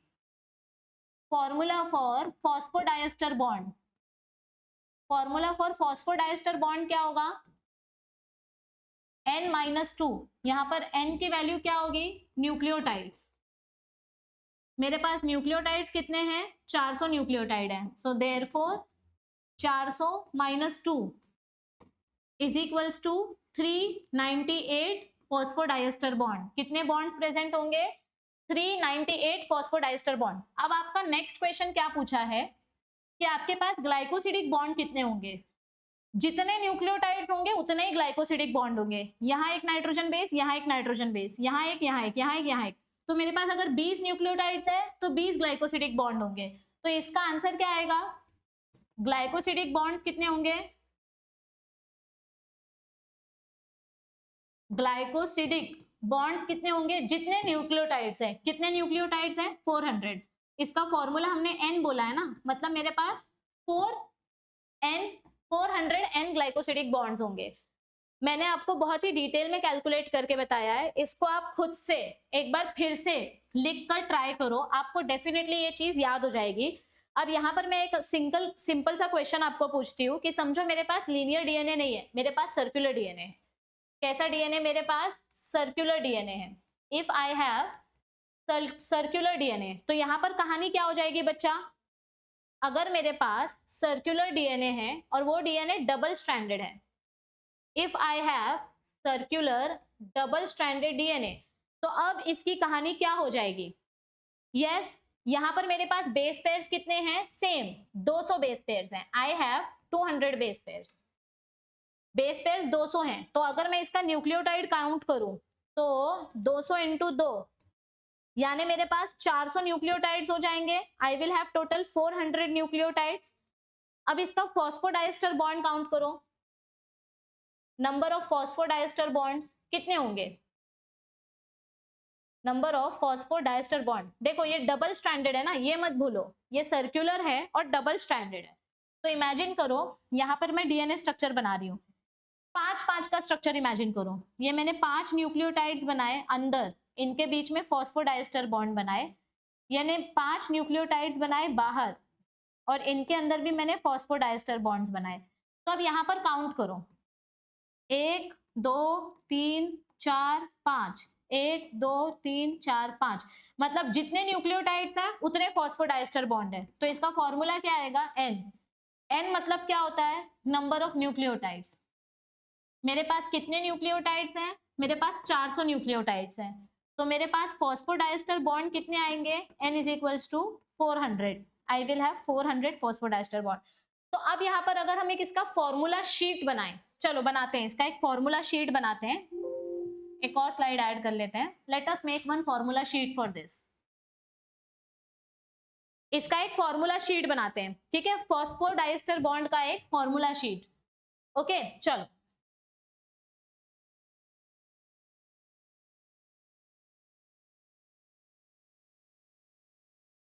Formula sheet for phosphodiester bond, क्या बनेगा इसका formula sheet for phosphodiester bond, एक टेबल बना लेते हैं, ठीक है चलो, अभी पीछे जो हमने फॉर्मूला बनाए ना हमको सिर्फ वही लिखना है, हाँ अगर मेरे पास लीनियर डीएनए है single stranded, if I have linear DNA, this is single stranded linear DNA, तो फॉस्फोडाइस्टर बॉन्ड का फॉर्मूला क्या बनेगा, n-1, अगर मेरे पास डबल स्ट्रैंडेड लीनियर डीएनए है, if I have double stranded linear DNA, तो फॉर्मूला बनेगा n-2, ये देखो डबल स्ट्रैंडेड के लिए फॉर्मूला क्या बना, n-2, सिंगल स्ट्रैंडेड के लिए फॉर्मूला क्या बना था यहाँ पर, n-1, ठीक है, तो यहाँ पर n-2, अगर मेरे पास सिंगल स्ट्रैंडेड सर्कुलर डीएनए है तो इसका फॉर्मूला क्या बनेगा, single stranded circular DNA n, और अगर मेरे पास डबल स्ट्रैंडेड सर्कुलर डीएनए है तो इसका फॉर्मूला क्या बनेगा, सेम, इसका फॉर्मूला भी बनेगा n, इज दिस क्लियर, ये सारे हमारे फॉस्फोडाइस्टर के लिए बॉन्ड है, और ग्लाइकोसिडिक बॉन्ड के लिए n ग्लाइकोसिडिक बॉन्ड का value will always be equal to n, इसका वैल्यू हमेशा n रहेगा, n मतलब नंबर ऑफ न्यूक्लियोटाइड्स, जितने न्यूक्लियोटाइड्स रहेंगे उतने n ग्लाइकोसिडिक बॉन्ड प्रेजेंट होंगे। ये मैंने बहुत डिटेल में आपको बता दिया कि फॉस्फोडाइस्टर बॉन्ड कैसे काउंट करते हैं, थोड़ा सा थियोरी देख लेते हैं हमने क्या क्या देखा और फिर हम आगे जाते हैं।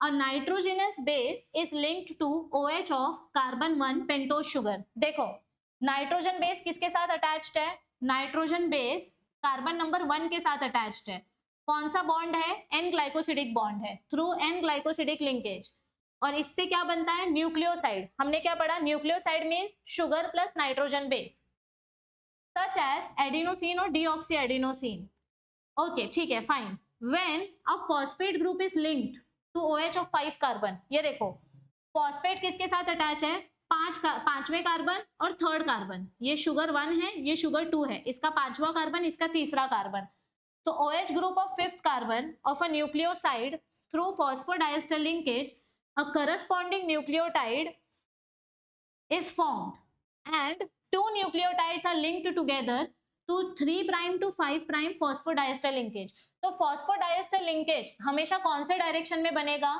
कहाँ गया, फॉस्फोडाइएस्टर एक कहाँ लिखा था मैंने, यही कहीं लिखा था ना,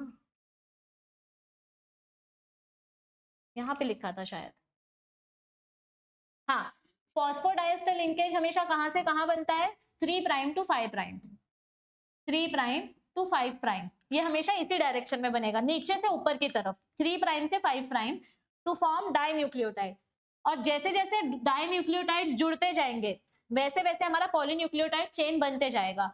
और जब हमारा एक स्ट्रैंड बन जाता है तो हमारा जो डीएनए का एक स्ट्रैंड है, यहाँ पर 3 प्राइम एंड है, यहाँ पर 5 प्राइम एंड है, so a polymer formed has one end of free phosphate moiety at 5 prime end। यहाँ पर हमारा फॉस्फेट ग्रुप होगा, यहाँ पर हमारा OH ग्रुप फ्री होगा। ये देखो, यहाँ पर देखो, ये जो 3 प्राइम वाला एंड है यहाँ पर फ्री OH ग्रुप है, और ये जो 5 प्राइम वाला एंड है यहाँ पर फॉस्फोरस ग्रुप फ्री है। तो 5 पे फ्री फॉस्फोरस, देखो 5 की जो स्पेलिंग है और फॉस्फोरस की जो स्पेलिंग है दोनों का प्रोनाउंसिएशन फ से स्टार्ट होता है। तो आप ये याद रख सकते हो कि 5th कार्बन पे फॉस्फोरस होता है, फ 5 फॉस्फोरस, 5 फॉस्फोरस, तो 5th कार्बन पे हमेशा फॉस्फोरस होता है, और 3rd कार्बन पे OH group which is referred to as 5 prime end. Similarly हमारा जो शुगर ग्रुप है उसका जो 3rd कार्बन है वहां OH होगा, ये फ्री ग्रुप होता है, इसको बोलते हैं 3 प्राइम एंड।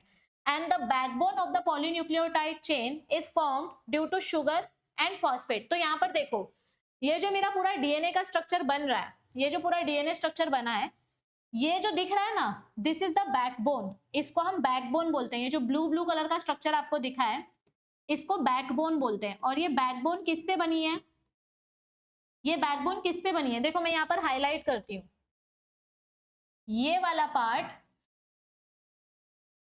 और ये वाला पार्ट, इसको हम बैकबोन बोलते हैं। तो ये बैकबोन किससे बनी है, सेंटर वाला पार्ट छोड़ दो, ये पार्ट और वो पार्ट किससे बना है, शुगर और फॉस्फेट से।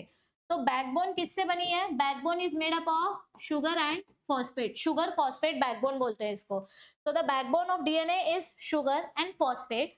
The nitrogenous bases linked to sugar they project from the backbone inside. देखो ये जो नाइट्रोजन बेसिस है, ध्यान से देखो, ये जो नाइट्रोजन बेसिस है ये बैकबोन के अंदर की तरफ है या बाहर की तरफ है, इट इज प्रेजेंट इनसाइड। तो nitrogen bases are present inside the backbone. कहां पर प्रेजेंट है, ये बैकबोन के अंदर की तरफ प्रेजेंट है, they are present inside the backbone, backbone से अंदर की तरफ। यहां तक सबको टॉपिक समझ में आया है।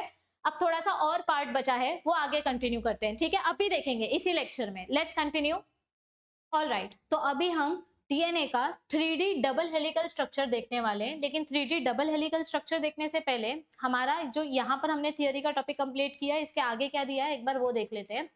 यहाँ पर क्या बोला गया है कि जब भी हम आरएनए की बात करते हैं तो आरएनए में जो न्यूक्लियोटाइड्स प्रेजेंट होते हैं, ये स्ट्रक्चर देखो, जब मैं आरएनए के न्यूक्लियोटाइड्स की बात कर रही हूँ, ये मेरा आरएनए का एक न्यूक्लियोटाइड है, ये मेरे आरएनए का दूसरा न्यूक्लियोटाइड है।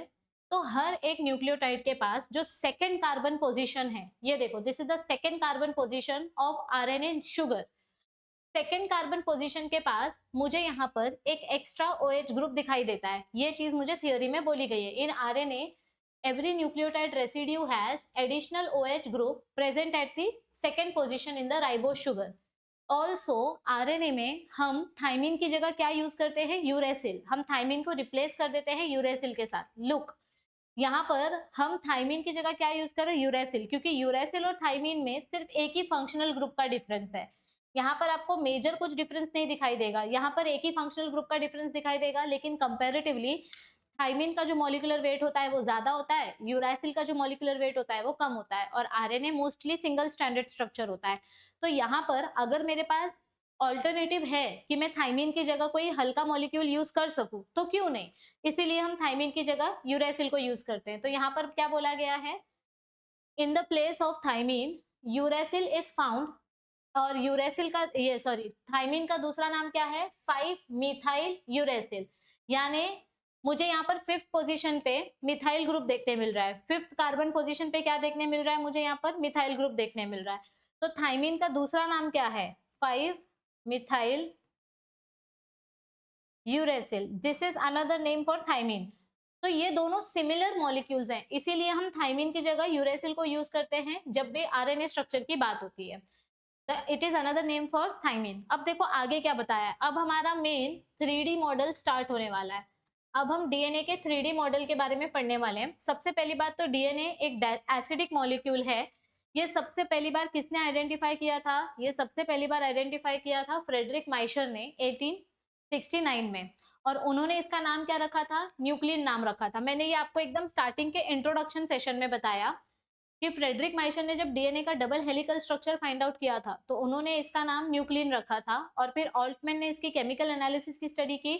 उनको पता चला कि इसमें बहुत ज्यादा हाई फास्फोरस कंटेंट होता है और इसीलिए इसका नाम क्या रख दिया गया? न्यूक्लिक एसिड रखा गया। ये मैंने आपको एकदम स्टार्टिंग में बताया था, ठीक है। So he named it nuclein. However chemical limitation, technical limitation के वजह से उस टाइम पे डीएनए को ज्यादा ठीक से नहीं स्टडी कर पाए थे, और इसीलिए डीएनए को बहुत टाइम लगा आइडेंटिफाई करने के लिए कि इसका एग्जैक्ट मॉलिक्यूलर कंपोजिशन क्या है। इट वॉज ओनली इन 1953, मतलब ऑलमोस्ट 80-90 ईयर्स के बाद हमको पता चला कि डीएनए का एग्जैक्ट स्ट्रक्चर कैसे दिखता है। और ये डिस्कवरी किसने की? एक अकेले साइंटिस्ट ने नहीं की। इसकी डिस्कवरी जेम्स वॉटसन और फ्रांसिस क्रिक की मदद से हुई, वॉटसन और क्रिक। और इनकी हेल्प किसने की? फ्रैंकलिन एंड रोसलिंड ने। It was based on the X ray diffraction data produced by Maurice Wilkins and Rosalind Franklin. और फिर हमको मिला हमारा फेमस डीएनए का डबल हेलिकल मॉडल। अब देखो मैं यहाँ पर ये चीजें लिखने जा रही हूँ, ठीक है। डीएनए डबल हेलिकल की मैं बात करती हूँ। 3D DNA double helix model, ये जो थियोरी दी गई है ना, इसी को मैं शॉर्ट में लिख रही हूँ। डीएनए का 3D डबल हेलिक्स मॉडल किसने डिस्कवर किया था? डबल हेलिकल स्ट्रक्चर जो है, डबल हेलिकल वर्ड तो लिखना ही भूल गई मैं। डीएनए का डबल हेलिकल स्ट्रक्चर या हेलिकल मॉडल ऑफ डीएनए, इसकी सबसे पहले डिस्कवरी किसने की थी? इसकी सबसे पहली डिस्कवरी की थी, it was given by Watson and Crick. और किसकी मदद से किया था? इसका कंट्रीब्यूशन किसने किसने किया था? अरविंद चारगाफ ने किया था, फ्रैंकलिन रोसलिंड ने किया था, ठीक है। तो इसकी डिस्कवरी किसने की थी? इट वाज डिस्कवर्ड या identified by Watson and Crick.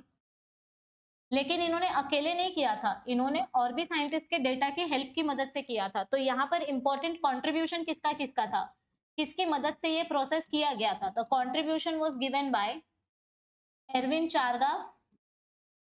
चारगाफ sir ने हमें बहुत सारे अलग अलग रूल्स दिए थे अबाउट डीएनए का double helical structure, and the second contribution was given by Franklin and Rosalind. अब एरविन चारगाफ सर ने हमको क्या डेटा दिया था और फ्रैंकलिन रोसलिंड ने क्या डेटा दिया था, वो हम देखते हैं। सबसे पहले हम बात करते हैं एरविन चारगाफ सर के बारे में कि एरविन चारगाफ सर ने क्या क्या कंट्रीब्यूशन दिया था। तो अगर आप थियोरी पढ़ोगे तो यहाँ पर आपको दिया है कि एरविन चारगाफ सर ने हमको बहुत ही सारे अलग अलग इंपॉर्टेंट हॉलमार्क्स दिए थे, जैसे कि base pairing, complementary nature, anti parallel nature. तो ये सारे पॉइंट्स हमको यहाँ पर लिखना है। तो पहला चीज जो एरविन चारगाफ सर ने बोला था वो क्या था कि आपका जो डीएनए का डबल हेलिकल स्ट्रक्चर होगा, number of purines will always be equal to number of pyrimidines. क्या बोला गया था हमको यहाँ पर? The first rule that was given, it was number of purines will always be equal to number of pyrimidines. यानी DNA में जितने प्यूरिन्स यूज होंगे उतने ही पायरिमिडीन्स यूज होंगे। This was the rule. This was the first contribution which was given by Erwin Chargaff sir. Purine में कौन से नाइट्रोजन बेसेस आते हैं? प्यूरिन में आते हैं एडिनाइन एंड ग्वानाइन, और पिरिमिडीन में कौन से नाइट्रोजन बेसेस आते हैं? Cytosine and thymine. तो this is always going to be equal. आप समझो इसको अगर मैं यहाँ ले आऊं तो ये हो जाएगा A plus G upon C plus T, और यहाँ पर कुछ नहीं है तो यहाँ पर वैल्यू बचेगी 1। तो this purine upon pyrimidine ratio is always going to be 1। मतलब मैं इसको ऐसा लिख सकती हूँ, purine upon pyrimidine ratio is always going to be 1। तो यहाँ पर दिया है। चारगाफ सर ने क्या बोला था? For double stranded DNA the ratio between adenine and thymine, मतलब A plus T, and guanine and cytosine, मतलब G plus C, A plus T upon G plus C, it is always constant and it will always be equal to 1। तो यही चीज मैंने आपको यहाँ पर लिख के बताई। A plus G upon C plus T, purine upon pyrimidine ratio is always going to be 1। यहाँ पर मैंने कुछ भी ज्यादा नहीं किया है, it is always going to be 1 and this is same for all the species. ये जो फॉर्मूला है ये सारे स्पीशीज के लिए कांस्टेंट रहने वाला है। It will always B 1 and it is going to be same for all the species। अगर मैं डीएनए की बात कर रही हूं तो it is going to be 1 for all the species, ठीक है। अब इसके आगे इन्होंने नेक्स्ट कंट्रीब्यूशन क्या किया था, ये इनका समझो, अगर मैं इसको नंबर 3 दे देती हूँ, अगर मैं इस कंट्रीब्यूशन को नंबर 3 लिख दूं तो इनका चौथा कंट्रीब्यूशन क्या था, what was the fourth contribution? Fourth contribution was sugar phosphate backbone. क्या था? Sugar phosphate backbone. हमारा डीएनए का जो डबल स्टैंडर्ड स्ट्रक्चर होता है उसका बैकबोन किससे बनता है? शुगर और फॉस्फेट से। ये देखो डीएनए का अपना जो स्ट्रक्चर है ये मैंने आपको लिख के बताया कि ये किससे बना है? शुगर और फॉस्फेट से बना है। मतलब ऐसा इमेजिन करो कि शुगर और फॉस्फेट इसका बैकबोन है और नाइट्रोजन बेस इसका हार्ट है, ऐसा आप इमेजिन कर सकते हो। तो this is sugar phosphate backbone. अब अगर मैं पांचवें कंट्रीब्यूशन की बात करूं तो पांचवें कंट्रीब्यूशन में क्या आएगा, यहाँ पर purine is always equal to pyrimidine, और हमने क्या बोला था कि कॉम्प्लीमेंट्री पेयरिंग होती है। एरविन चारगाफ सर ने हमको क्या बोला था, आपको हमेशा यहाँ पर कॉम्प्लीमेंट्री पेयरिंग देखने मिलेगी, लेकिन कॉम्प्लीमेंट्री पेयरिंग का रेशियो अलग होगा। देखो मैं क्या लिखने जा रही हूँ, ध्यान से देखो। एरविन चारगाफ सर ने बोला कि हमें हमेशा कॉम्प्लीमेंट्री पेयरिंग देखने मिलेगी, मतलब A will always bind with T and G will always bind with C। मुझे यहाँ पर कॉम्प्लीमेंट्री पेयरिंग देखने मिलेगी, लेकिन इसका जो रेशियो होगा A प्लस टी, और ये इसको यहाँ ले लो G plus C, it will not be 1, it will be different for every species. ये हर एक स्पीशीज के लिए वेरिएबल होने वाला है। This is the variable for all the species, variable for all. ये A plus T upon G plus C, purine plus pyrimidine upon purine plus pyrimidine. देखो ये मेरा प्यूरिन है, ये मेरा पायरिमिडीन है, this is my purine, this is my pyrimidine. ये जो रेशियो होने वाला है ये रेशियो सबके लिए अलग होगा। जैसे कि मैम, जैसे कि समझो अगर मैं एग्जांपल दूं, यहाँ से अगर मैं एग्जांपल दूं प्रोकैरियोट्स का, तो प्रोकैरियोट्स का जो सेल कंपोनेंट होता है उसका जो सेल कंटेंट होता है वो वैसे भी कम होता है, और यूकैरियोट्स का ज्यादा होता है। तो यूकैरियोटिक प्रोकैरियोटिक सेल में इसका रेशियो क्या होगा? Less than 1। A plus T upon G plus T, इसका रेशियो होने वाला है लेस देन 1। और अगर मैं यूकैरियोट्स की बात करूं तो इसका रेशियो क्या होगा? A plus T upon G plus C, इसका रेशियो होगा मोर देन 1, यानी अप्रोक्सीमेटली कितना होगा? अगर मैं ई कोलाई की बात करूं तो समझो यहाँ पर मैं ई कोलाई का एग्जाम्पल लिखती हूँ, यहाँ पर मैं एग्जांपल ले लेती हूँ ई कोलाई। ई कोलाई हर एक साइंटिस्ट का फेवरेट बैक्टीरिया है, क्योंकि ये 20 मिनट्स में रिप्रोड्यूस हो जाता है। आपको तुरंत 20 मिनट में पता चल जाएगा आपका एक्सपेरिमेंट सक्सेसफुल हुआ कि नहीं हुआ। तो अगर मैं ई कोलाई की बात करूँ तो ई कोलाई में कितना रेशियो पाया गया है? अप्रोक्सीमेटली 0.93। और अगर मैं ह्यूमंस की बात करूँ, यहाँ पर यूकैरियोटिक सेल में अगर यहाँ पर कौन है, हाँ, अगर यहाँ पर मैं ह्यूमंस की बात करूँ तो यहाँ पर कितना पाया गया है? 1.55। तो this was about the contribution of Erwin Chargaff. Erwin Chargaff sir ने ये कंट्रीब्यूशन दिया था। अब अगर मैं फ्रैंकलिन और रोजलिंड के कंट्रीब्यूशन की बात करूं, ये देखो इनका कंट्रीब्यूशन तो हो गया, अभी इनका क्या कंट्रीब्यूशन था? तो अगर मैं फ्रैंकलिन एंड रोजलिंड की बात करूं तो इन्होंने क्या कंट्रीब्यूट किया था? इन्होंने हमें डीएनए का एक्सरे डिफ्रैक्शन स्ट्रक्चर करके दिया था। ये देखो फ्रैंकलिन और रोजलिंड ने क्या करके दिया था? They proposed a very simple but famous DNA double helix model with the help of X ray diffraction. ये देखो एक्सरे डिफ्रैक्शन की मदद से, based on X ray diffraction data, Maurice Wilkins and Rosalind Franklin, इन्होंने हमें डीएनए का डबल हेलिक्स मॉडल दिया, जिसको आगे वाटसन एंड क्रिक ने थोड़ा और जस्टिफाई किया। तो इन्होंने क्या किया था? अरे हाँ, इन्होंने हमें एक्सरे डिफ्रैक्शन मॉडल दिया था। क्या दिया था? एक्सरे डिफ्रैक्शन मॉडल, जिसको आगे डिटेल्ड एनालिसिस और डिटेल स्टडी किसने की? वाटसन एंड क्रिक सर ने की।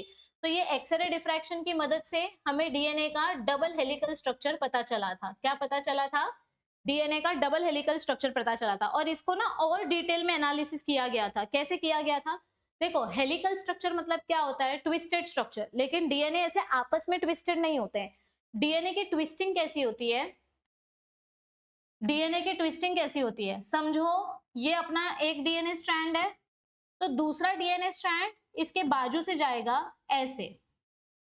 रुको मैं वापस से ड्रॉ करके दिखाती हूँ। Suppose this is my one DNA strand, तो दूसरा डीएनए स्ट्रैंड ऐसा जाएगा। मतलब ये आपस में, जैसे आप दो पेन्स को ड्रॉ करते हो ना, तो ये आपस में कैसे जा रहा है, यहाँ पर देखो, यहाँ पर मुझे एक टर्न दिखाई दे रहा है, यहाँ पर मुझे एक टर्न दिखाई दे रहा है। ये ऐसे ऐसे नहीं होगा बच्चों, ये ऐसे ऐसे नहीं होगा। मुझे पता है हमें बचपन से ऐसा सिखाया गया महाराष्ट्र बोर्ड में, पर ये ऐसा नहीं होगा। ये ऐसे आपस में, ये सेम डायरेक्शन में ट्विस्ट हो रहा है। इसका प्लेन ऑफ एक्सिस एक ही है। मतलब समझो ऐसा मैंने एक पेन लिया और ये समझो कोई वायर है। अभी ये मेरा प्लेन ऑफ एक्सिस है और ये मेरा डीएनए स्ट्रैंड है। तो ये डीएनए स्ट्रैंड इसके अगल बगल में ऐसे ट्विस्ट होने वाला है। तो मतलब देखते समय मुझे ये डीएनए स्ट्रैंड ऐसे दिखाई देगा। ये ट्विस्टेड स्ट्रक्चर कुछ इस तरीके से दिखाई देगा कि ऐसे मेरा डीएनए एक ही डायरेक्शन में ट्विस्ट हो रहा है। ठीक है, ये आपस में साथ में ट्विस्ट हो रहे हैं। सो अगर मैं इसके डिटेल्स के बारे में लिखूं तो यहाँ पर मुझे क्या दिखाई देगा कि इस डीएनए स्ट्रैंड की जो विड्थ है, यहाँ पर जो विड्थ है ना बच्चों, ये विड्थ कांस्टेंट होती है। इसको हम हेलिक्स की विड्थ बोलते हैं। This is known as the diameter भी बोल सकते हो आप इसको, या इसको हम हेलिक्स की विड्थ बोलते हैं। ये विड्थ मुझे कितनी दिखाई देती है, अप्रोक्सीमेटली 20 एंगस्ट्रॉम, और ये सारे के सारे स्पीशीज में कांस्टेंट रहने वाली है। ठीक है, this will always remain constant. अब यहाँ पर अगर मैं एक हेलिक्स के टर्न की बात करूं कि एक हेलिक्स जब टर्न होता है तो वो कितना एंगल कवर करता है, एक हेलिक्स जब टर्न होता है तो वो 360 डिग्री का एंगल कवर करता है। और यहाँ पर अगर मैं डिस्टेंस की बात करूं, मतलब जब एक टर्न हो रहा है, ईच टर्न, तो वो 360 डिग्री एंगल में रोटेट हो रहा है, और वो डिस्टेंस कितना कवर कर रहा है, approximately the distance that it is covering is 3.4 nanometer. इसको हम 34 एंगस्ट्रॉम लिख सकते हैं। देखो मैं आपको डीएनए का स्ट्रक्चर दिखाती हूँ। ये देखो यहाँ पर जब ये एक बार टर्न ले रहा है तो ये 3.4 नैनोमीटर का डिस्टेंस कवर कर रहा है, जिसको हम 34 एंगस्ट्रॉम लिख सकते हैं। ठीक है, और यहाँ पर अगर मैं दो बेस पेयर के बीच का डिस्टेंस देखूं कि दो बेस पेयर के बीच में कितना डिस्टेंस है, तो यहाँ पर मुझे कितना डिस्टेंस दिखाई दे रहा है, 0.34 नैनोमीटर्स। देखो इनको हम बेस पेयर्स नहीं बोलते हैं, बेस पेयर सामने सामने होते हैं, ये एक स्ट्रैंड ये दूसरा स्ट्रैंड, और सामने सामने पेयर्स को बेस पेयर्स बोलते हैं। तो यहाँ पर एक टर्न का एंगल 360 डिग्री दिख रहा है और मुझे वो डिस्टेंस कितना कवर कर रहा है, 3.4 नैनोमीटर का।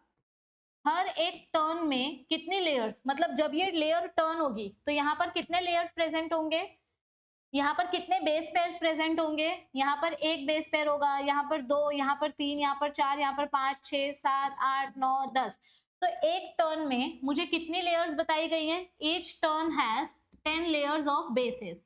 लेयर बोला गया है ना, यहाँ पर लेयर प्रेजेंट है, यानी कि एक लेयर मतलब दो बेसिस, एक लेयर मतलब दो बेसिस, मतलब यहाँ पर एक बेस पेयर होगा, यहाँ पर एक बेस पेयर होगा, मतलब इन टोटल अगर देखा जाए तो यहाँ पर 10 बेस पेयर होंगे। सिंगल सिंगल काउंट करोगे तो 20, 10 इस साइड 10 इस साइड, और दोनों को जोड़ी जोड़ी में काउंट करोगे तो ये हो जाएगा बेस पेयर। अब ये बेस पेयर की कहानी ऐसी है कि ये बेसिस कैसे एक के नीचे एक के नीचे एक प्रेजेंट होते हैं, लैडर के जैसे, या फिर आप ऐसे बोल सकते हो कि स्टैक लगा दिया है। हम कॉइन्स का स्टैक लगाते हैं ना, 10 का कॉइन ऐसे एक के ऊपर एक के ऊपर एक रखते हैं, तो ये जो स्टैक वाला स्ट्रक्चर है इसके वजह से हमारे डीएनए को स्टेबिलिटी मिलती है। इसको स्टैकेबल स्ट्रक्चर बोलते हैं, स्टैकेबिलिटी। ठीक है, और इसी की वजह से हमारा डीएनए जो है वो स्टेबल दिखाई देता है। अब यहाँ पर अगर हम इस सारे पॉइंट का कंक्लूजन निकालें कि हमें विल्किंस ने, फ्रैंकलिन और रोसलिंड ने मिलकर, विल्किंस ने मिलकर, एरविन चारगाफ ने मिलकर क्या क्या हमको चीजें बताई, तो इसका कंक्लूजन अगर हम निकालें तो हम ये पॉइंट्स लिख सकते हैं। क्या पॉइंट्स दिए गए हैं यहाँ पर, सबसे पहला पॉइंट बोला गया है कि backbone of DNA is made up of sugar phosphate. मतलब ये देखो यहाँ पर अगर मैं एक रफ डायग्राम ड्रॉ करूं तो समझो ये मेरी शुगर है, ये मेरा फॉस्फेट है, this is my sugar, this is the phosphate, this is my sugar, this is the phosphate, और यहाँ पर उल्टा डायरेक्शन में ड्रॉ होगा, this is the sugar, this is phosphate, this is sugar phosphate, sugar phosphate. देखो ये same structure मैंने यहां पर भी आपको बताया है, sugar phosphate, sugar phosphate, sugar phosphate. ये डायरेक्शन इसका बदल जाता है ना, एंटी पैरेलल नेचर में होता है ये। अगर एक स्ट्रैंड ऐसे जा रहा है 5 प्राइम टू 3 प्राइम, तो दूसरा स्ट्रैंड ऐसे जाएगा उल्टा डायरेक्शन में। ये दोनों स्ट्रैंड ऐसे साथ में नहीं जाएंगे, ये दोनों ऐसे अपोजिट डायरेक्शन में जाएंगे। यस एवरीबॉडी, तो यहाँ पर आ जाएगा अपना एंटी पैरेलल नेचर। क्या आ जाएगा यहाँ पर? Anti parallel nature. पहले हमने बोला बैकबोन, बैकबोन किससे बना है? शुगर फॉस्फेट बॉन्ड से। ये अपना बैकबोन है, दिस इज द बैकबोन। अब अंदर की तरफ शुगर के फर्स्ट कार्बन से नाइट्रोजन बेसेस अटैच्ड होते हैं। यहाँ पर एक नाइट्रोजन बेस है, यहाँ पर एक नाइट्रोजन बेस है, इनके बीच में होंगे hydrogen bond. This is hydrogen bond, this is an glycosidic bond, and this is phosphodiester bond. कौन सा बॉन्ड है ये? Phosphodiester bond. ऐसे 3 बॉन्ड से मिलकर हमारा डीएनए का स्टेबल स्ट्रक्चर बनता है। अब यहाँ पर आपको क्या दिखाई दे रहा है? ये जो नाइट्रोजन बेसिस है, ये नाइट्रोजन बेसिस अंदर की तरफ है। कहाँ पर प्रोजेक्टेड है? ये अंदर की तरफ प्रोजेक्टेड है। तो ये हो गया फर्स्ट पॉइंट। सेकेंड पॉइंट की अगर मैं बात करूं तो डीएनए स्ट्रैंड्स एंटी पैरेलल है। अगर एक स्ट्रैंड ऐसे जा रही है, समझो ये 5 प्राइम टू 3 प्राइम है और ये इस डायरेक्शन में जा रही है, तो दूसरी स्ट्रैंड अपोजिट डायरेक्शन में जाएगी। This will be 5 prime to 3 prime. तो एक अगर ऐसी जा रही है तो दूसरी वाली ऐसी जाएगी। 5 के सामने हमेशा 3 होगा। यस। तीसरा पॉइंट जो हमें चारगाफ सर ने बताया था, क्या बताया था? Purine is to pyrimidine, purine will always bind with pyrimidine, there will be no purine purine, no pyrimidine pyrimidine, adenine will always bind with thymine and guanine will always bind with cytosine. क्योंकि देखो हमको क्या बोला है कि हमको इसके बीच का डिस्टेंस मेंटेन करके रखना है 20 एंगस्ट्रॉम, और ये हमेशा कांस्टेंट होना चाहिए। तो ये कांस्टेंट कैसे रहता है? अभी हमको एरविन चारगाफ सर ने क्या बोला कि प्यूरिन हमेशा pyrimidine के साथ बाइंड होगा। Purine is double ring structure and pyrimidine is single. तो समझो यहाँ पर मैंने एक प्यूरिन लिया, एक pyrimidine लिया। अब यहाँ पर मैंने एक प्यूरिन लिया, एक pyrimidine लिया, प्यूरिन लिया, pyrimidine लिया। तो ओवरऑल मुझे जो स्ट्रक्चर है, मुझे 3-3-3 का ही स्ट्रक्चर देखने मिल रहा है। अंदर 3-3-3 रिंग्स का स्ट्रक्चर है। अगर गलती से मैं कभी ऐसे ले लूं, यहाँ पर मैंने दोनों प्यूरिन्स ले लिया, तो इसकी थिकनेस बढ़ जाएगी। ये 20 एंगस्ट्रॉम से ज्यादा हो जाएगा, 22, 23 इसकी थिकनेस हो जाएगी। फिर ये कांस्टेंट नहीं रह पाएगा। और अगर मैं pyrimidine ले लूं तो ये और छोटा हो जाएगा। तो मुझे अगर इसकी विड्थ को कांस्टेंट रखना है, तो विड्थ को कांस्टेंट रखने के लिए मुझे हमेशा एरविन चारगाफ सर का ये रूल फॉलो करना पड़ेगा। और इसीलिए बोला कि ये हमारा सबसे इंपॉर्टेंट हॉलमार्क है। This is very important hallmark, मतलब इसी की वजह से डीएनए का जो स्ट्रक्चर है वो स्टेबल रहता है। This is the most important point.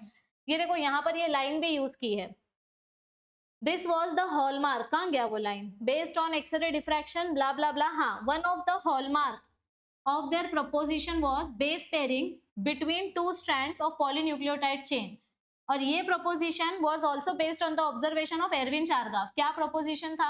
that purine pyrimidine ratio is always equal to 1। तो ये एरविन चारगाफ सर का जो रूल था ये बहुत ही इंपॉर्टेंट हॉलमार्क था।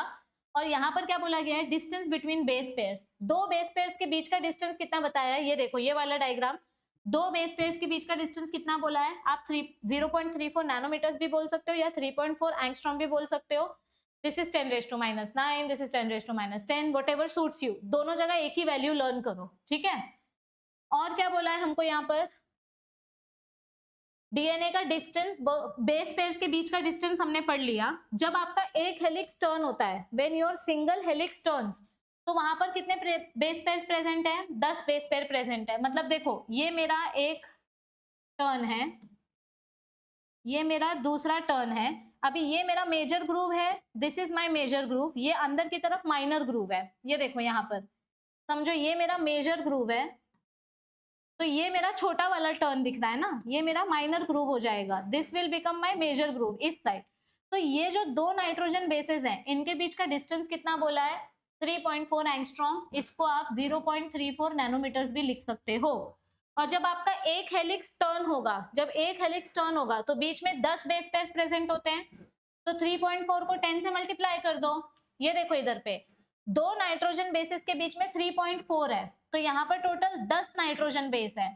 तो 3.4 इंटू 10, 34 एंगस्ट्रॉम। कितना हो जाएगा? 34 एंगस्ट्रॉम। अगर आप एंगस्ट्रॉम की वैल्यू ले रहे हो तो एंगस्ट्रॉम से मल्टीप्लाई करो, नैनोमीटर की वैल्यू ले रहे हो तो नैनोमीटर की वैल्यू से मल्टीप्लाई करो। तो यहाँ पर क्या बोला है, जब आपका पूरा एक डीएनए टर्न होता है तो वहां पर 10 बेस पेयर होते हैं, तो 10 बेस पेयर को अगर मैं 3.4 से मल्टीप्लाई करूं तो आंसर आ जाएगा 34 एंगस्ट्रॉम। इस हेलिक्स के टर्न को हम पिच भी बोलते हैं। और यहाँ पर angle between two base pairs, मतलब देखो जब अपना डीएनए पूरा ट्विस्ट होता है तो वो 360 डिग्री एंगल में ट्विस्ट होता है। अपना जब डीएनए ट्विस्ट होता है तो उसके बीच का एंगल कितना होता है, 360 डिग्री। अगर ये 360 डिग्री एंगल से ट्विस्ट हो रहा है तो दो बेस पेयर के बीच का एंगल कितना बनेगा, डिवाइड बाय 10 कर दो, क्योंकि 10 बेस पेयर है ना, तो 360 divide by 10, 36 degree will be present between each base pair. एक बेस पेयर के बीच का जो टॉर्शनल एंगल होगा इट विल बी 36 डिग्रीज। इसको हम टॉर्शनल एंगल भी बोल सकते हैं।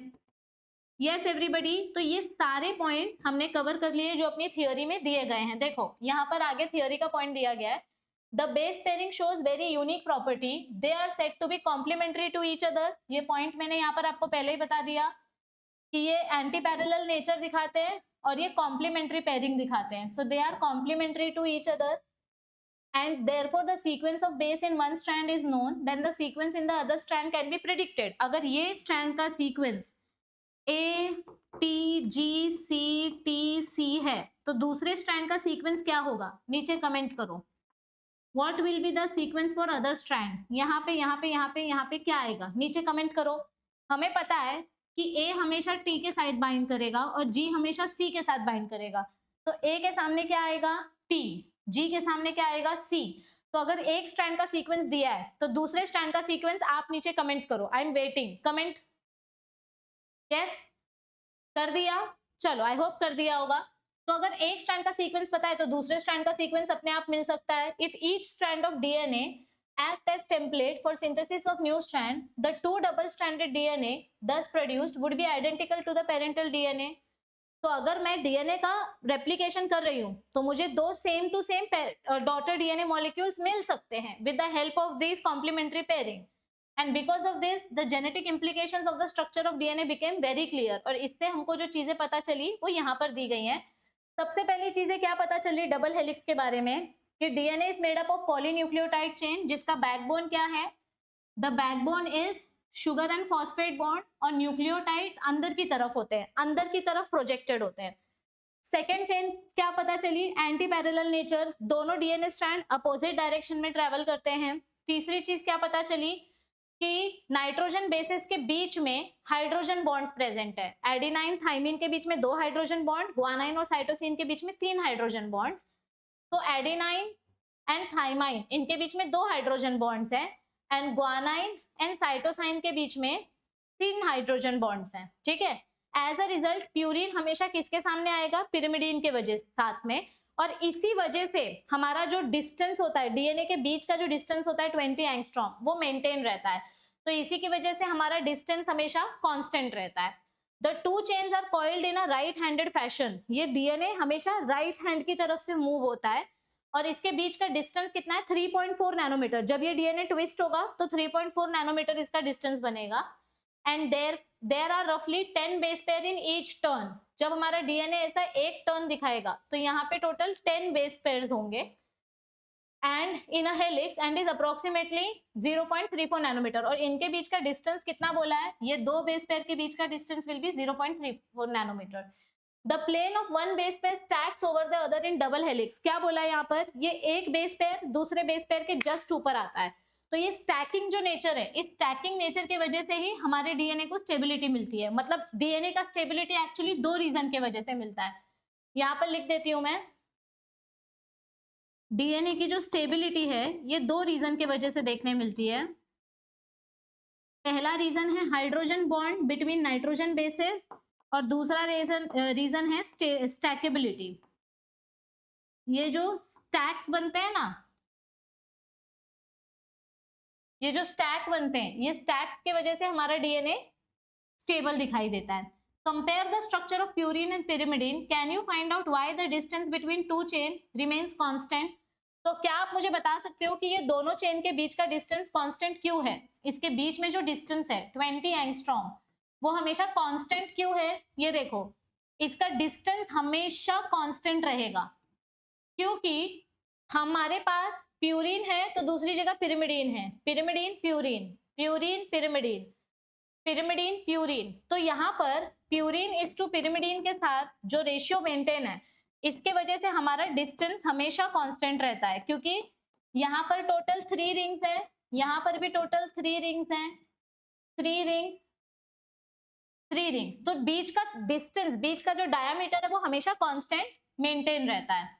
तो ये रीजन है, due to purine is to pyrimidine complementary pairing. Answer क्या लिखोगे आप? कॉम्प्लीमेंट्री पेयरिंग के वजह से हमारा जो डिस्टेंस है वो हमेशा कांस्टेंट रहता है, यानी adenine will bind with thymine and guanine will bind with cytosine. और ये proposal, the proposition of double helix structure for DNA and its simplicity explaining the genetic implication became revolutionary. और फिर फ्रांसिस क्रिक ने हमें central dogma वाला concept दिया। Central dogma वाले concept में हम क्या पढ़ेंगे? That information flows from DNA to RNA and RNA to protein. मतलब जो पुराना सेंट्रल डॉग्मा था उसकी इंफॉर्मेशन कुछ ऐसी थी। ये महाराष्ट्र बोर्ड का टेक्स्ट बुक है, ये एनसीईआरटी का है, दिस इज फ्रॉम एनसीईआरटी, कि हमारे पास जो डीएनए है इससे एमआरएनए बनता है, एमआरएनए से प्रोटीन बनती है। इस प्रोसेस को बोलते हैं सेंट्रल डॉग्मा, इस प्रोसेस को बोलते हैं central dogma. But in some viruses, the flow of information is reversed. After 1970, Temin and Baltimore जब आए तो इन्होंने हमको एक दूसरा प्रोसेस बताया, एक अलग प्रोसेस, जिसमें कुछ वायरसेस ऐसे होते हैं जो ट्रांसक्रिप्शन प्रोसेस को पलट देते हैं। तो ऐसा ट्रांसक्रिप्शन प्रोसेस जो उल्टा हो जाएगा, इस ट्रांसक्रिप्शन प्रोसेस को क्या बोलते हैं? The answer is reverse transcription, यानी ट्रांसक्रिप्शन प्रोसेस उल्टा होके पलट गया। तो आई होप आपको आज का सेशन समझ में आया होगा। डिटेल्ड सेशन है, लेंदी सेशन है, लेकिन मैंने सब टॉपिक कवर किया है। इस चैप्टर के सेशंस बहुत इंपॉर्टेंट है, एक भी सेशन अगर आपने मिस किया तो आपको अगला लेक्चर नहीं समझ में आएगा। मैं कोशिश करूंगी कि मैं इस चैप्टर के जो लेक्चर्स है वो लाइव लेकर आऊं। अगर आप चाहते हो कि मैं लाइव लेक्चर लूं तो नीचे कमेंट करो, और अगर कमेंट नहीं करोगे तो मैं रिकॉर्डेड लेक्चर्स प्रोवाइड कर दूंगी जितना हो सकेगा। ये मैं कुछ होमवर्क दे रही हूँ, बहुत ही इंपॉर्टेंट और सिंपल क्वेश्चंस हैं, नीट के पीवाईक्यूज हैं। This is homework number 1, this is homework number 2 and this is homework number 3। कोशिश करो कि ये आंसर्स आप नीचे कमेंट कर सको। वीडियोस अगर अच्छी लग रही है तो चैनल को शेयर करके सब्सक्राइब करो, वीडियो को लाइक करो, तो मुझे पता चलेगा कितने बच्चों तक ये वीडियो पहुंच रही है। I am trying my best to help you all, but you also have to support me and help me, so that मैं आपकी हेल्प करती रहूँ। Bye bye everybody, all the best, take care, see you soon.